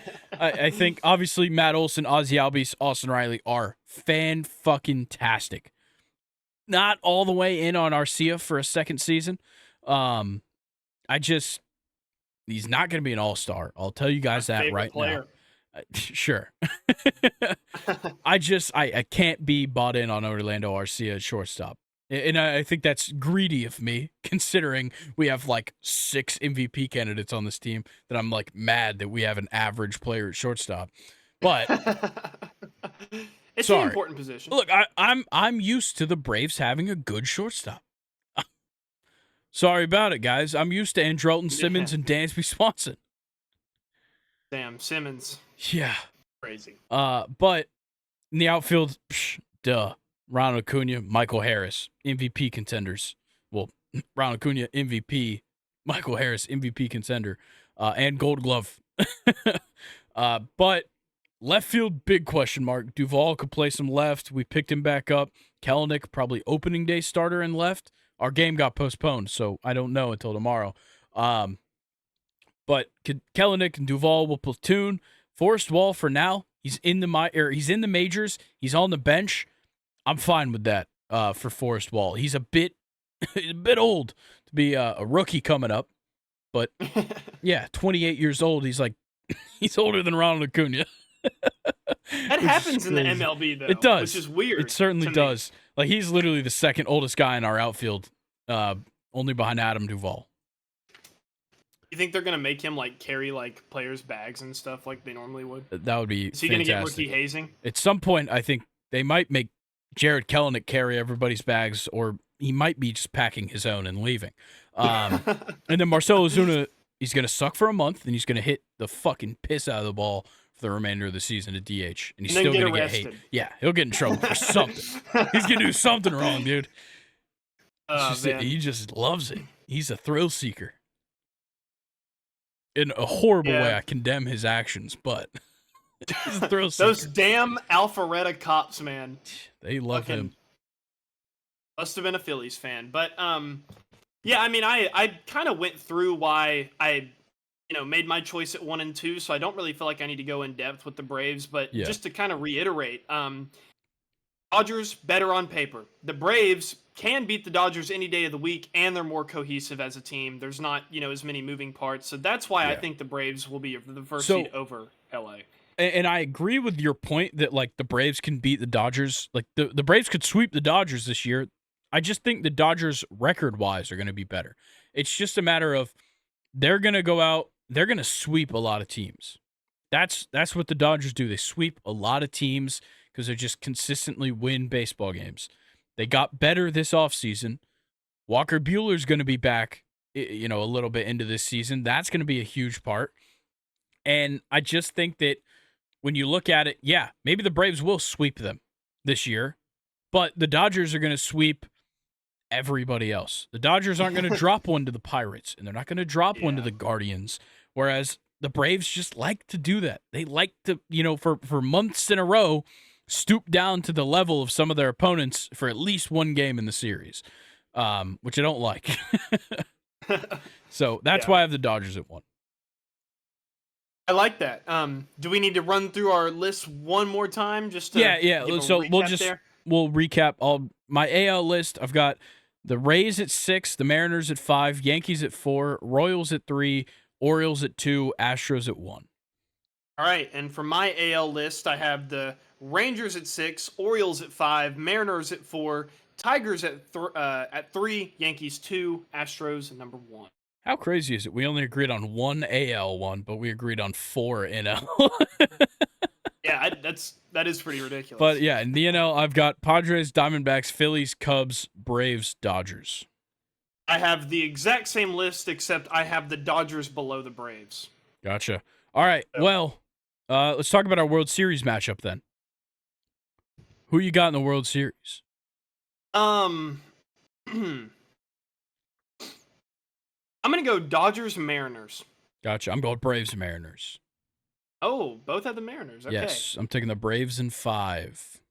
I really hope that it's not like the NFL where I picked like the Vikings and the Bengals to be in the Super Bowl, and I'm begging you to. I think I went let me change my 49ers prediction. Bengals. Yeah. So You had one dog in there. yeah. Much better than me. Who wins your matchup? Sorry. Dodgers, Mariners. I would probably say the Dodgers. Yeah. The only reason I wouldn't, outside of obviously the Braves wouldn't be there, the main reason I wouldn't want Dodgers, Mariners is because it's all in the West time zone, which means all the games are going to be so late. Oh, yeah, that would blow. That would suck. I didn't even think about that. Yeah. Huh. But then again, nobody goes to Dodgers games, so it doesn't matter what time they play the game. Yeah, or who they have on the field. No one wants to watch them. No, nobody cares. All right, well, that's going to round out the MLB Playoff Predictions, and let's do something that I've wanted to do for quite some time now. Uh-oh. Let's do an MLB Weekend Preview. How does that sound, Luke? Hell yeah. All right, what's the best matchup of opening weekend? Let me get a tab pulled up. All right, well, I'll start. It's Braves-Phillies. It's a fantastic matchup. You got the Padres and Giants as well. Yeah, that one's good. Decent matchup there. But Braves-Phillies, when you've got tomorrow starts off the season for us because it got postponed today, and you've got Strider versus Wheeler, and then you've got Fried versus Nola, and then Sunday we'll get Sale versus Suarez, which isn't really all that bad of a matchup. Two guys that need to prove it. I like that. Cubs Rangers is tonight as well. That'll be really cool. The Twins and the Royals are playing right now. Don't sleep on Angels Orioles. No, don't sleep on the Angels. Slept. The Angels are going to be good for like couple weeks. Trust. Yeah, too bad that the Angels slept against the Orioles in their game today, though. True, that is true. 11-3. Yeah, not good. I guess that's really. I mean, Blue Jays Rays. Yeah, Yankees Astros, of course, is a fantastic opener. Yep. I guess that would. There's a lot of series that really suck, though. Yeah, Pirates. Who cursed Marlins? us with Guardians Athletics? That's fucked. That's bad. Rockies, Diamondbacks, Tigers, Diamondbacks White Sox, Pirates, Marlins. Ugh, God, Brewers, Mets. You can get into that game on Saturday for $14 at Citi Field. Why isn't it cheaper? Goodness, costs $1 more to get into the White Sox game. Any other good pitching matchups? I don't have a tab where I can see the pitchers. Yeah, we got a couple. Let's look at Friday. Ooh, God. Ugh. A lot of bad ones. Oh, God. Man. It's not good. No. if that's a fair answer, no. That we haven't already said. I mean, Bello versus Castillo could be interesting. Yeah. Is that tonight? Boston. That's tonight, right? Yeah, that's okay. at 10-10. So that'll have already happened. Thank you, Seattle. Yeah. Yeah, so fucking far not a away. lot of good matchups. Reed Detmers versus Tyler Wells on Sunday. Angels Orioles. Yeah, Rodon Javier might have been a good matchup like 3 years ago.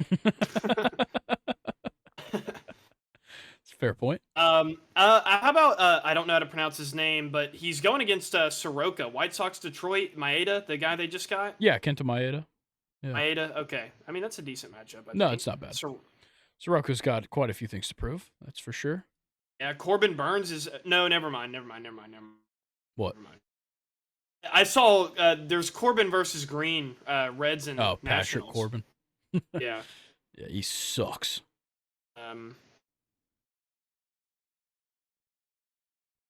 There's nothing good, man. What the fuck? Lance Lynn versus Yamamoto. Oh, fuck off. Jesus. Lord have mercy. So there really isn't any good pitching matchups, but guess what? It's opening day, and it's warm outside, and we can all be happy about that. But fuck the pollen. Yeah, fuck this pollen, dude. I haven't even gone outside today. It's unfair. It's fucking 6:30 at night, and I have not gone outside. It's that bad, and it's still affecting me just from people opening and closing doors in the house. Yeah. It's so bad. Terrible. All right. Well, yeah, MLB Weekend Previews. I always forget how short they go. That was a cool 4 minutes, but I loved it. Yeah, every part. Don't get that part wrong. I loved all 4 minutes of that MLB Weekend Preview. I'm sure we'll get better matchups as rotations move around, guys come back from off-season injuries. So that'll always be very fun part of it. But it's time for the Premier League. Some good matchups, honestly, this weekend. I'm pretty happy with them. We've got a big one for me, Newcastle versus West Ham. To start it off, Newcastle sits in 10th, West Ham in 7th. Only 4 points separate the two. It's going to be interesting, I would say. It's a standalone game on Saturday morning. So what are we thinking here? I think this is a very winnable game for Newcastle. Agreed. You had Edison Alvarez. I watched him play in the CONCACAF a lot for Mexico. Really wasn't that impressed. I don't know if that was really the entire Mexican team. I think he's suspended. Really? I believe he is on a red card suspension for this game. Is what it's showing. Interesting. No, I just know that, both of these teams have been kind of up and down. So really this game, 10th versus 7th, there's not really much that separates them on the table. Very hard to predict what would actually happen in this game because it can go either way. Yeah. Yeah. So obviously we kind of talked about this last week with the injuries for Newcastle. It's not great, especially because Sven Botman got hurt again. So we won't see him till 2025. That's awesome, isn't it? Oh man, I'm so fucking glad. Wow. Yeah. Dude. That's awesome. God. Fucking Jamal Lascelles again, dude. Could have had Kimpembe in January too. Yeah, that's right. They should have got him. They should have. Nonetheless, Kieran Trippier is still out. That fucking sucks. Lewis Miley's hurt too. You just can't win. Harvey Barnes is still out. But I will say, looking at the midfield and the attacking three, I'm not that mad with how it's predicted to stack up. This is probably how I'd line it up personally. Anthony Gordon, Alexander Isaac, and Almiron up top, and then Joe Willock, or Willock, whatever, Bruno Guimaraes, and Sean Longstaff. I'm all for that. Just I question the defense when I do love Tino Livramento. Don't get that wrong. But he's not Kieran Trippier when it comes to the playmaking. So we'll have to see Sean Longstaff kind of pick that up. Same goes for Joe Willock, honestly. Obviously, Bruno does his thing with the playmaking. But I think if we see the midfield turn that up a little bit, take some of the pressure off the defense to make plays, and if we can take any pressure off of Dan Burn, that would be awesome. Because, well, yeah, we can't have anything else slow him down. Yeah, I do think it opens up opportunity for Livramento to play, like you just said, though. Agreed. Really, like kind of like what you've mentioned all season long. I felt like he deserved more playing time. Yeah. Kind of they didn't really sign him for a lot, but he was definitely a guy that was special coming into the team that I wish had more playing time at the earlier in the season. But yeah, you're completely right. The front three for Newcastle has been probably the best part of the team, honestly, Yeah. all season long, which is kind of weird to say because last season it was different. Newcastle's defense kind of carried them. Now we're looking more at their front three, and that's kind of like their the spearhead, I guess, if I want to talk about that. But it's yeah, Newcastle have been struggling all season long with shit that they can't control. Yeah. Might I add? It sucks. Which is the worst part about it. That's what sucks the most. Yeah, West Ham's weird when you're trying to predict them because they never play how you think they will. If you think they're hot, they're not in an instant. Yeah. And when you think they suck, they prove you wrong. So, I obviously I agree. I think this is a winnable game, like you said earlier. So I'm going to take Newcastle to win, but I'm going to take them 2-1. Yeah, I'm going to match that as well. I think Edson Alvarez, being suspended is going to hurt them. Also, Mohamed Kudus is doubtful going into this game as well. So, yeah, I mean, despite that, West Ham still has a strong team, but they're, Newcastle are still a tough opponent. Regardless of what they have gone through this season and what they don't have going into this matchup, they're still going to play them hard. Yeah, I agree. Let's go to the next game. Liverpool versus Brighton. This one kind of important more for Liverpool than anything because the next game we'll talk about is Arsenal Man City.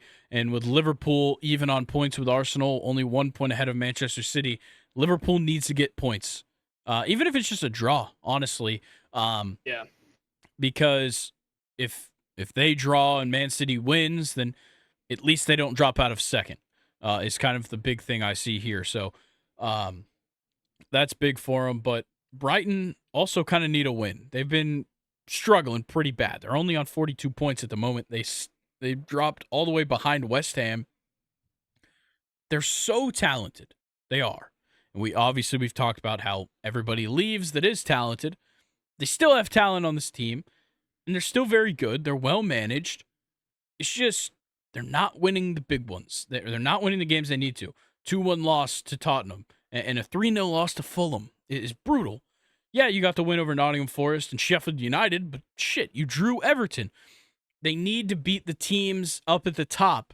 And I think this is a good chance to beat Liverpool. They're coming off a draw with Man City. Obviously, they've been one of the best. But you can capitalize on a situation like this where the pressure is all on Liverpool to win the game. Yeah, that's a good point. And I feel like Brighton are a team that could sneakily still catch you. A team that's feeling pressure like that because on a good day, Brighton can keep up with any team in the Premier League goal-wise. If their attack is, moving and it's fluid, they can, if you score, they can score right back just as easy, if not easier. So, I like Brighton in the game for that reason, but then again, they've been on a really bad skid, and Liverpool is not the team you want to see to, come out of a skid. Yeah. Especially this season. I'm going to take Liverpool 2-0 against Brighton. Gotcha. I'm going to take Liverpool 1-0 against Brighton. Okay. All right. Well, then let's get into the big matchup here. Arsenal, Man City, number 1 versus number 3. Only 1 point of separation between the two sides. Liverpool coming off of the draw against Man City coming off of the draw against Liverpool.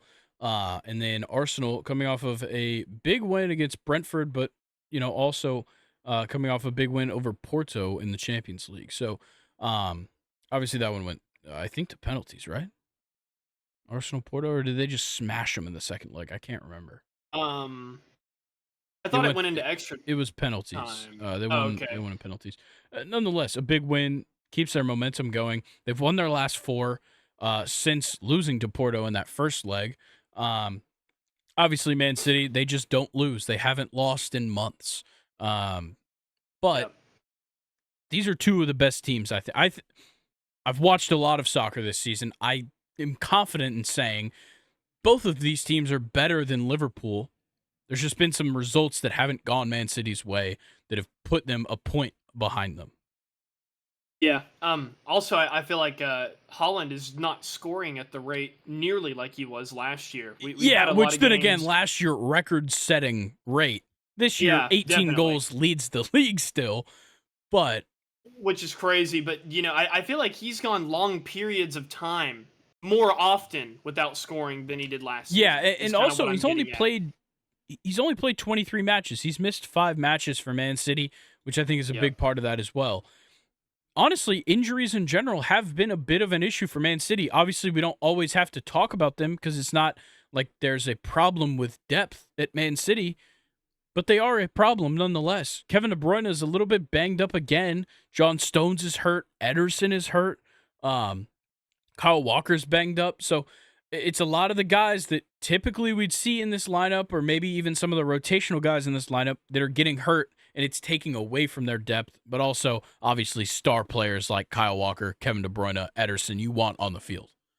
Yeah, and just to reiterate, my what I use for soccer is saying that John Stones, Ederson, KDB, Kyle Walker, and Akanji are all doubtful. Yeah, and I'm Going into seeing this that game. Nunez is doubtful as well.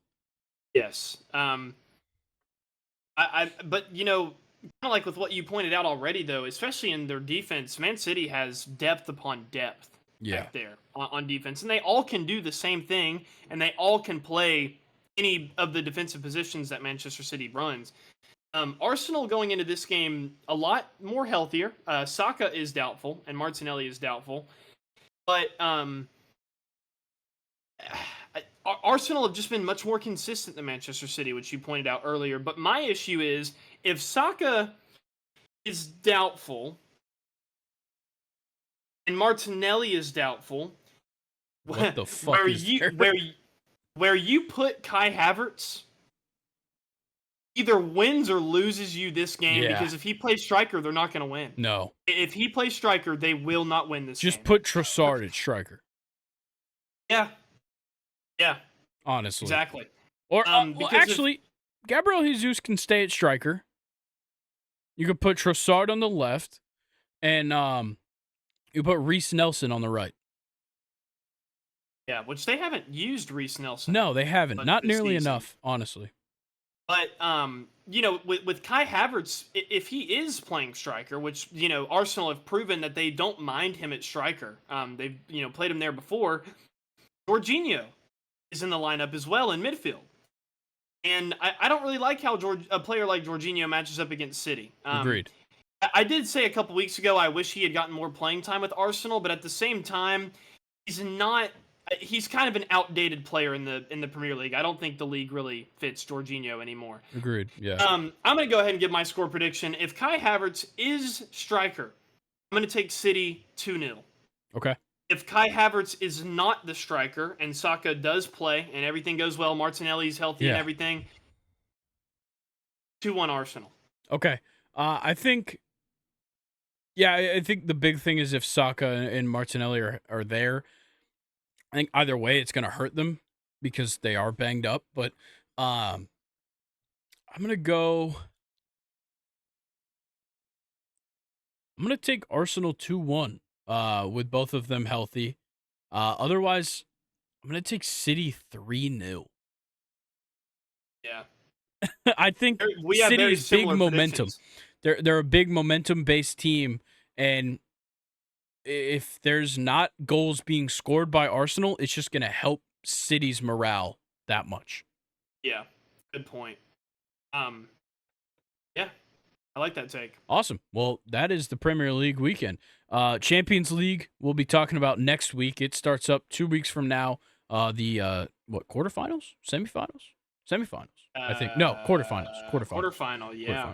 Quarterfinals. So that'll be happening as well. So we'll get that next week, but for now. Can I say about the Champions League real fast? Please. That I wanted Manchester City to draw Real Madrid so they can get knocked out as soon as possible, and look what happened. My opinion still stands. Manchester City is not going through.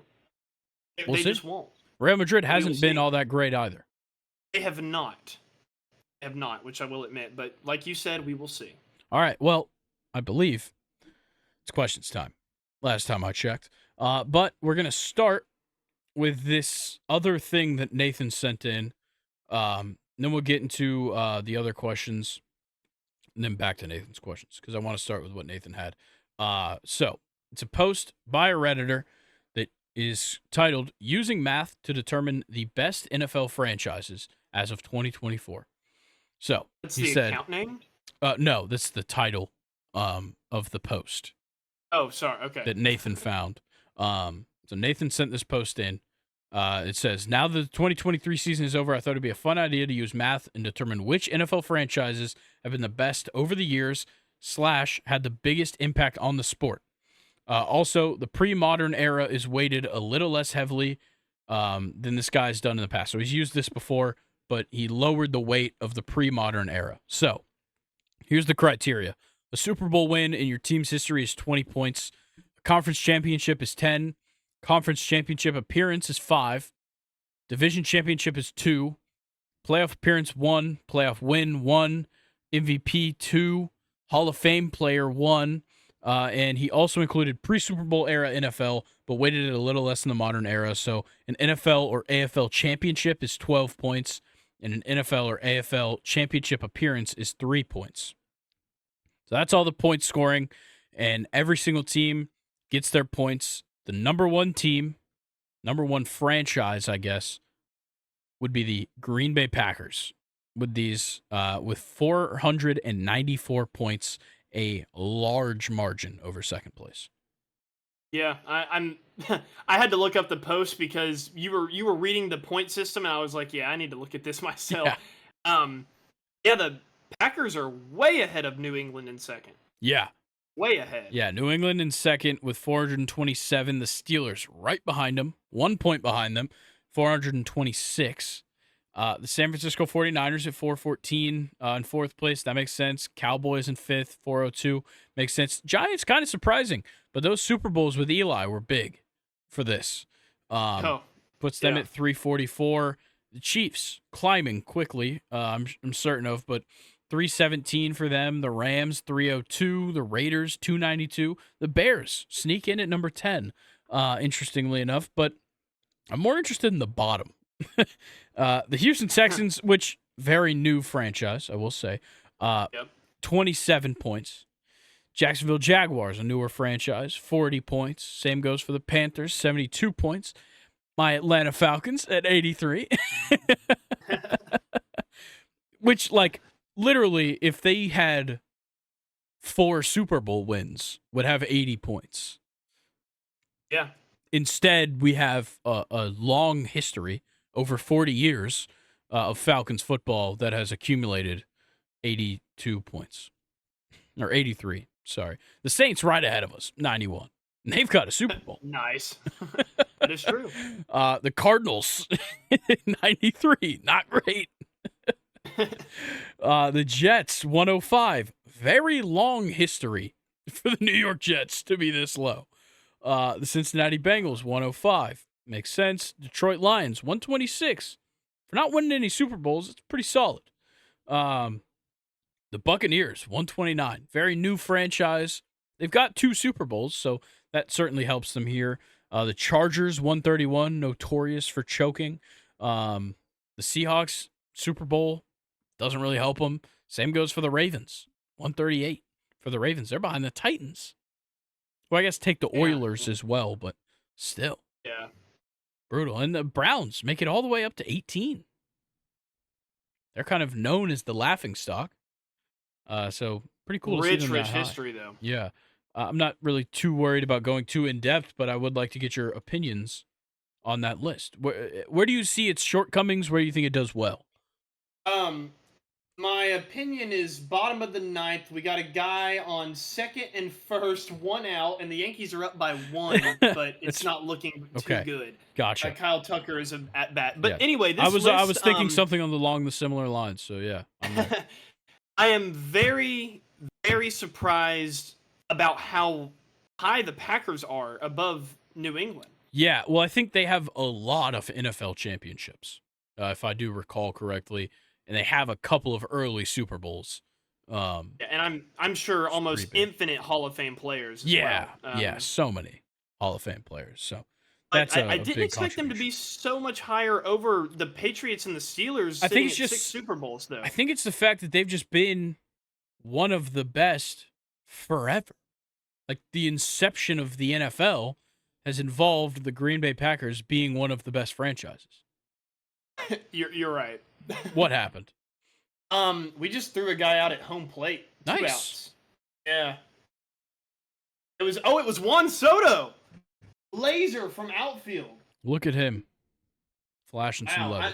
I'm sorry. I've been distracted this entire podcast. I'm sure it's annoying watching me not look at my laptop. I apologize, Grayson, but this is No, it's fine. Oh, wait. Can they review plays like this? Because he was very close. Yes, they can review a tag out at home. This one might come back. It might come back. Okay. Astros may have tied the game. Well, while that's being reviewed, let's get into Dr. MF Doom 35's questions. He's got 2 of them this week, which is awesome. Still don't know who it is. If they would like to reveal themselves, DM the Second and Short account or my account on Instagram or something. I'd love to know who this is.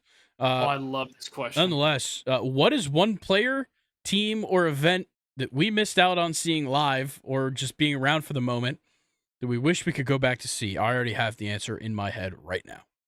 Go ahead. Hank Aaron's career. Done. Yeah. Or Barry Bonds, for that matter. Either one. I would have loved to see what it's like to just see a guy dominate for so many years in a row. Yes, I've seen Mike Trout, but it's not the same level. Yeah. I would say for me would be 1980s to 90s NBA. So like the kind of the like Magic Johnson, Michael Jordan era. Jordan, yeah. Either that or the Steelers in the 70s being on top. Yeah. Those would be my 2 answers. That's a really good question. Yeah, that is a great question. If I'm thinking specific, yeah, I was about to say so I already kind of had I guess an event ish. I guess more of a player than anything. Let's try and each do one team, one player, one event. Okay. One team I would go. Oh God, there's so many. I guess 1980s Bulls, honestly. Nice. Yeah. My team. I think if I'm going teams, this is a team I'm like obsessed with. So the Big Red Machine, the Reds teams, back in the day, they're just dominant. Crazy. Yeah. Actually, I want to flip. My team would be the 70s Steelers. My player would be 80s Jordan. Gotcha. Yeah. Yeah, I'll flip-flop it there. Okay. Wait, 80s or 90s? Because 90s was like the 3-piece. Honestly, I'll just say career, like what you did with Hank Aaron. I'll just say career. Yeah. And then event is tough. Like there's some legendary events in the history of sport. I have one. I have one. Okay. Yeah, you go ahead. I'm still thinking. 2003 ALCS Aaron Boone's home run. I was 1 year old, but if I was there, insane. Yeah, I was 7 months old, 8 months old. This is tough. Man, an event. I'm trying to think. Like, obviously, Get fucked. Yankees win. All right, go ahead. I would have loved to see like Hank Aaron's record-setting home run when he passed Babe Ruth. That'd have been awesome. That one's a cool one just in history. Honestly, the 1995 World Series would be kind of sick. Which one was that? That was Atlanta. The Braves. Yeah, Braves World Series. Okay, this might sound crazy. I'm gonna go with the Miracle on Ice. Not even a huge hockey fan, but I think the hype around that event is just crazy, and I'd love to have experienced communism. it. Yeah, we ended communism in a hockey game. Yeah, can't get better than that. It's amazing. That was a fantastic question, and we'll get to a second one as well. Really good one. Yeah. Which sports league has made the best changes? NFL with the kickoff change, MLB with the pitch clock shift and pickoff change, NBA with the in-season tournament, or the college football playoff expansion? I know two of them that it's fucking not. I'll tell you that. Unanimous MLB. Okay, I don't know if it's unanimous. I know for a fact it is not the fucking in-season tournament. That sucks dick. Not even a big NBA fan. I tried to watch a couple games. Sucks. Courts look okay. They're kind of cool. Little tacky. Yeah. NFL kickoff change Tacky. sucks. The NFL kickoff change Oh, sucks. it's I know we horrible. haven't addressed the rule changes and shit on this podcast yet. That rule sucks. I don't give a fuck if you think the kickoff is boring. It happens like 4 times a game. 5, 6 maybe if you're lucky.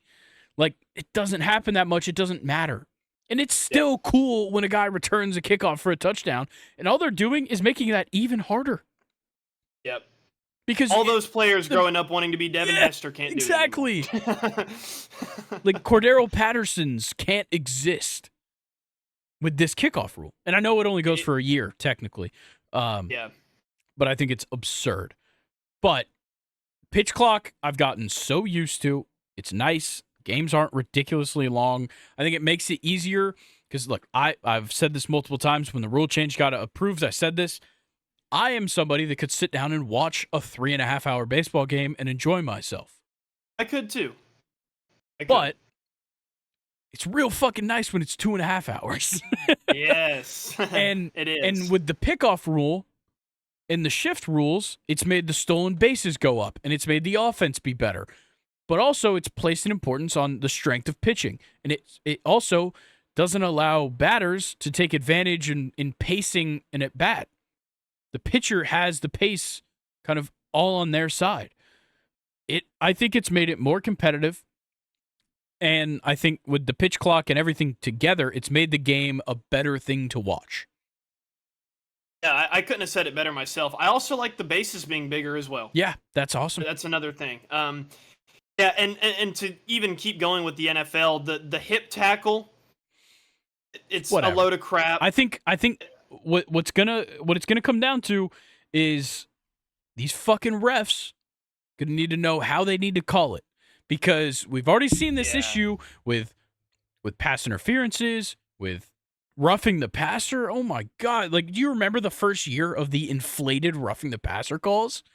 Ridiculous. Oh, That was all my feed was. Bro, Clay Matthews. There's one that I vividly remember. Clay Matthews literally just sacked the quarterback and they called it. Or the one on I think it was on Chris Jones in the Super Bowl where he hit Tom Brady on the head when he was playing for the Bucks and they called it roughing the passer.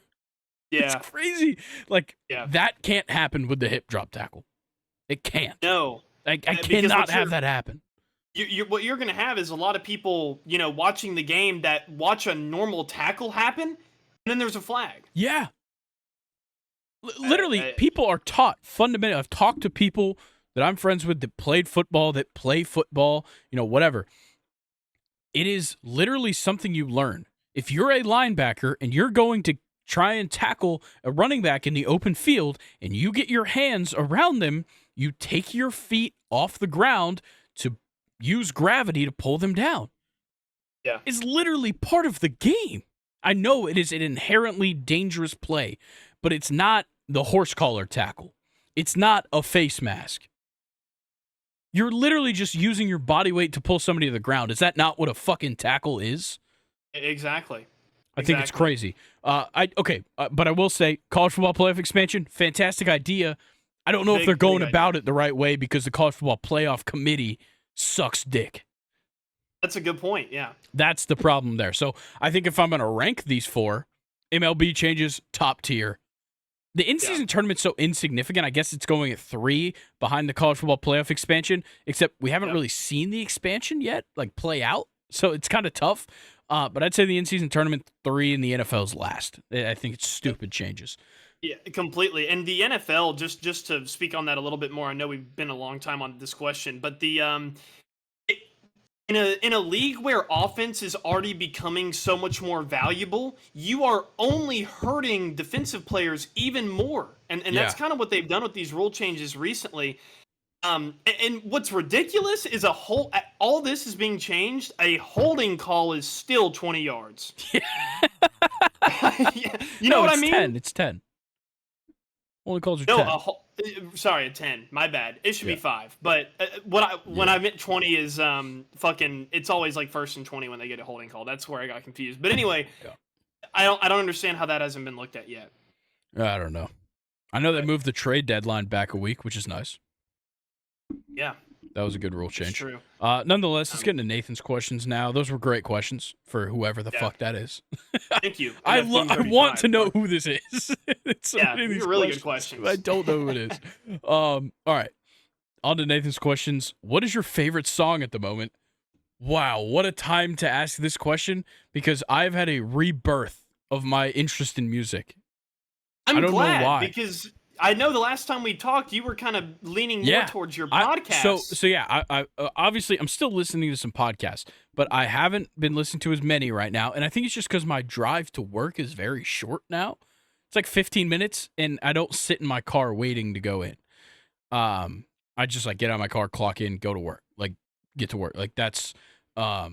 So like I'm not in the car as much right now, and like I'm not having to go on campus for class at the moment, so I'm not like sitting in class listening to a podcast on my way there, listening on my way home. So like I'm not really having as much time. So I get in the car, I can listen to like 4 songs. So what I've been listening to right now, got a couple of things in the rotation. I don't think I can pick a favorite at the moment, and it is a wide range of music, I will say. One I've been listening to the most, I'm still listening to this album. I haven't fully gauged how I like the entire album, but Big Dog by Benny the Butcher and Lil Wayne is phenomenal. That song is awesome. That kind of covers the rap part of this. Lose Control by Teddy Swims is amazing. He was on The Voice, I guess. I don't know. I just found this song on like TikTok, and it's amazing. Too Sweet by Hoser.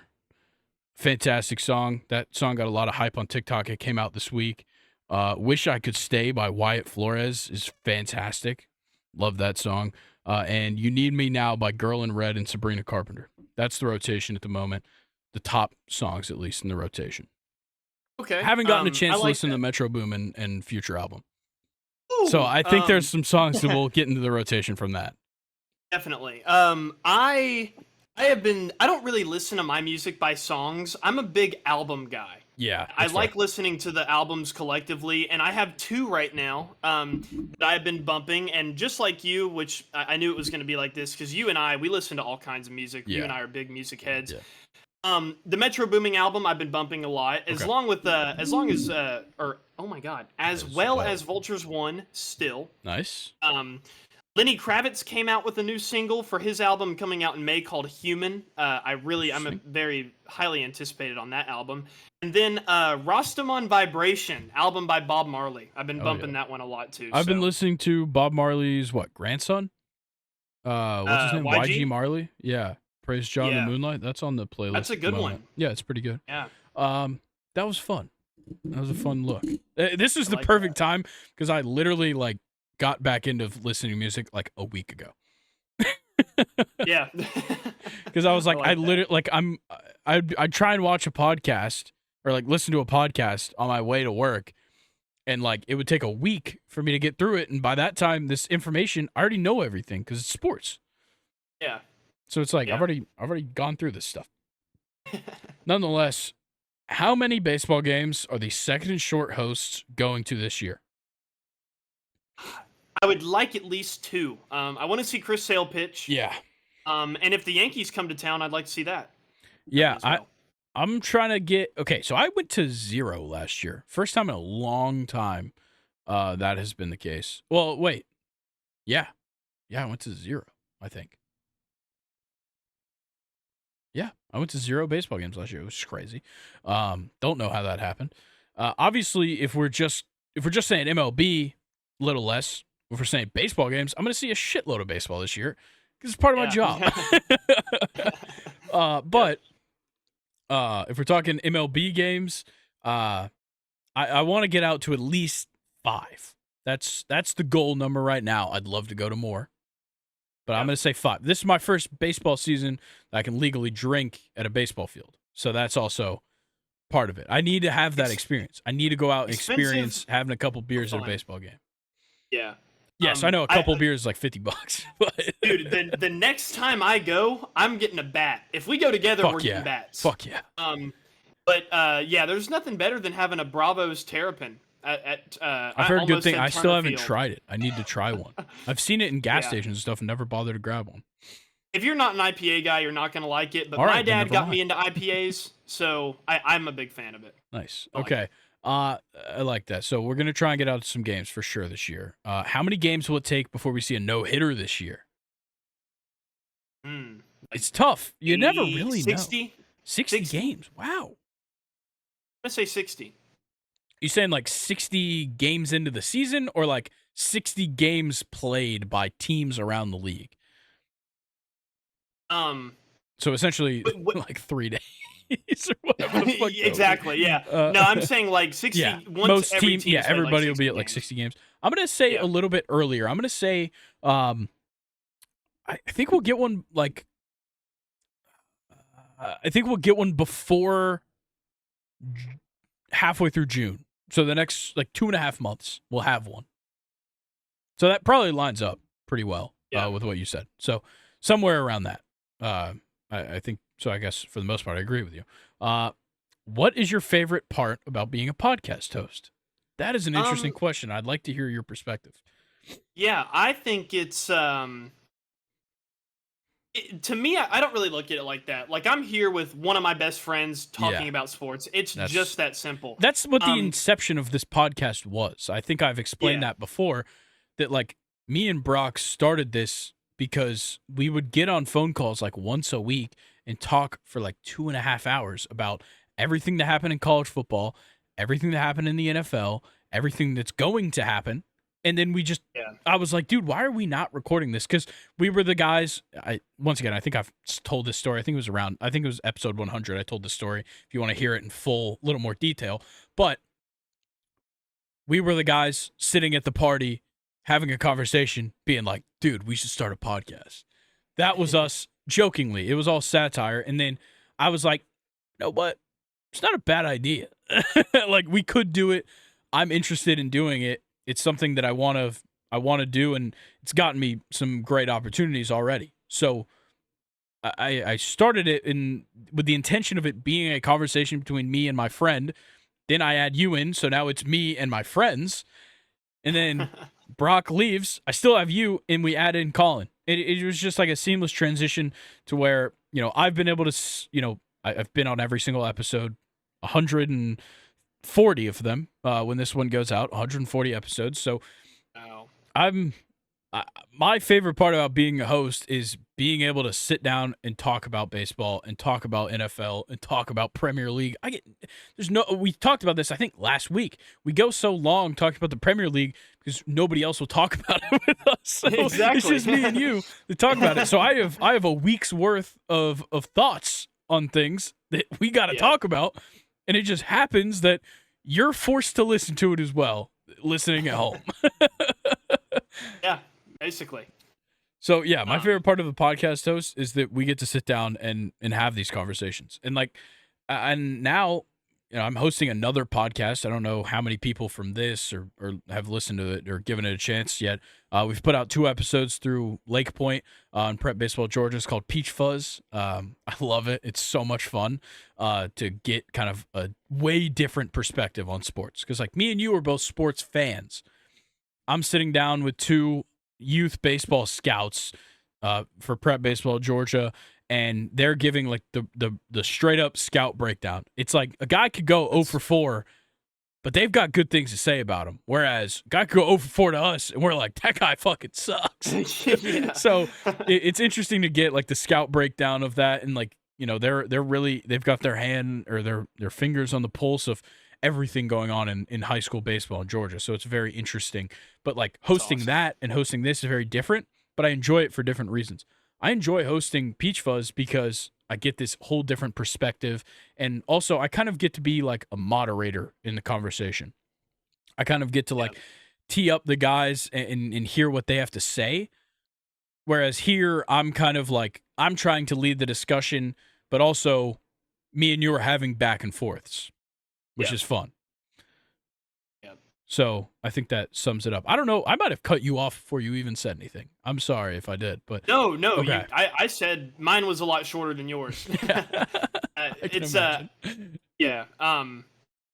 It's just it's been a great ride. Yeah. Something I look forward to every weekend. I even like, or every Thursday. I like taking notes a lot too. Yeah. It's fun to find stats. Oftentimes I get surprised, and I kind of think to myself like, wow, before, if I didn't see this stat, I would have still been thinking a completely opposite like direction.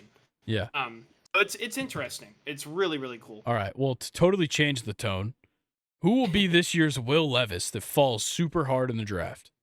I think it'll be Michael Penix because of his injuries. I like that. That's what I'm gonna say. I think it is going to be Leatu Latu. He's already falling down draft boards. I think he might even fall out of the first round.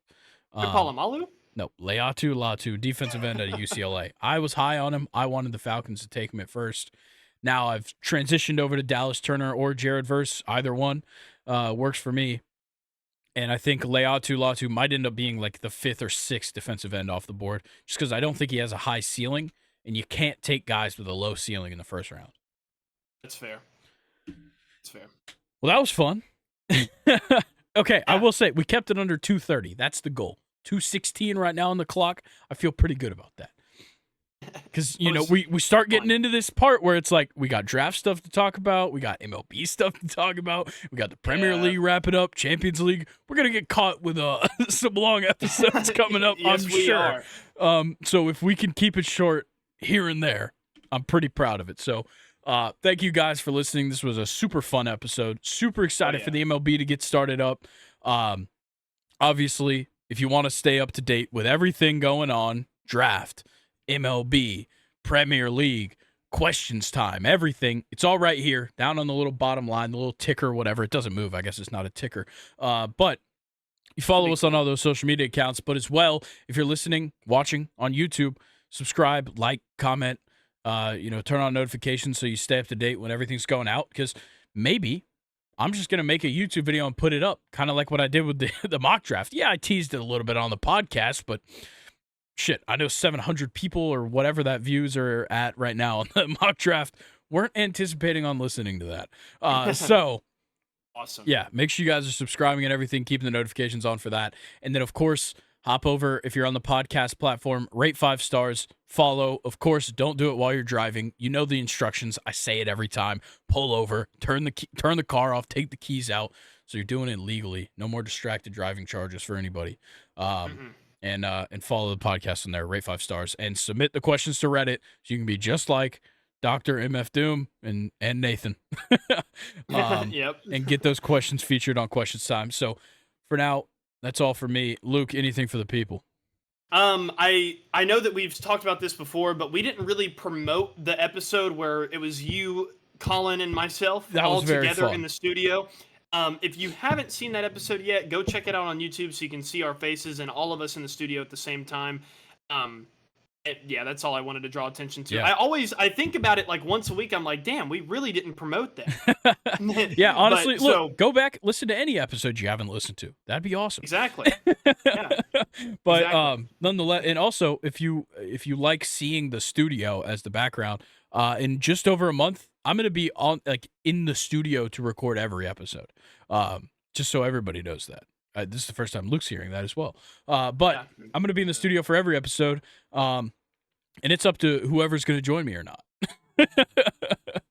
So awesome. I'll leave you guys with that. Guys, enjoy MLB opening weekend. It is so much fun, and enjoy everything going on this weekend. We'll catch you guys next week. Tune in on Monday for me and Colin. Peace.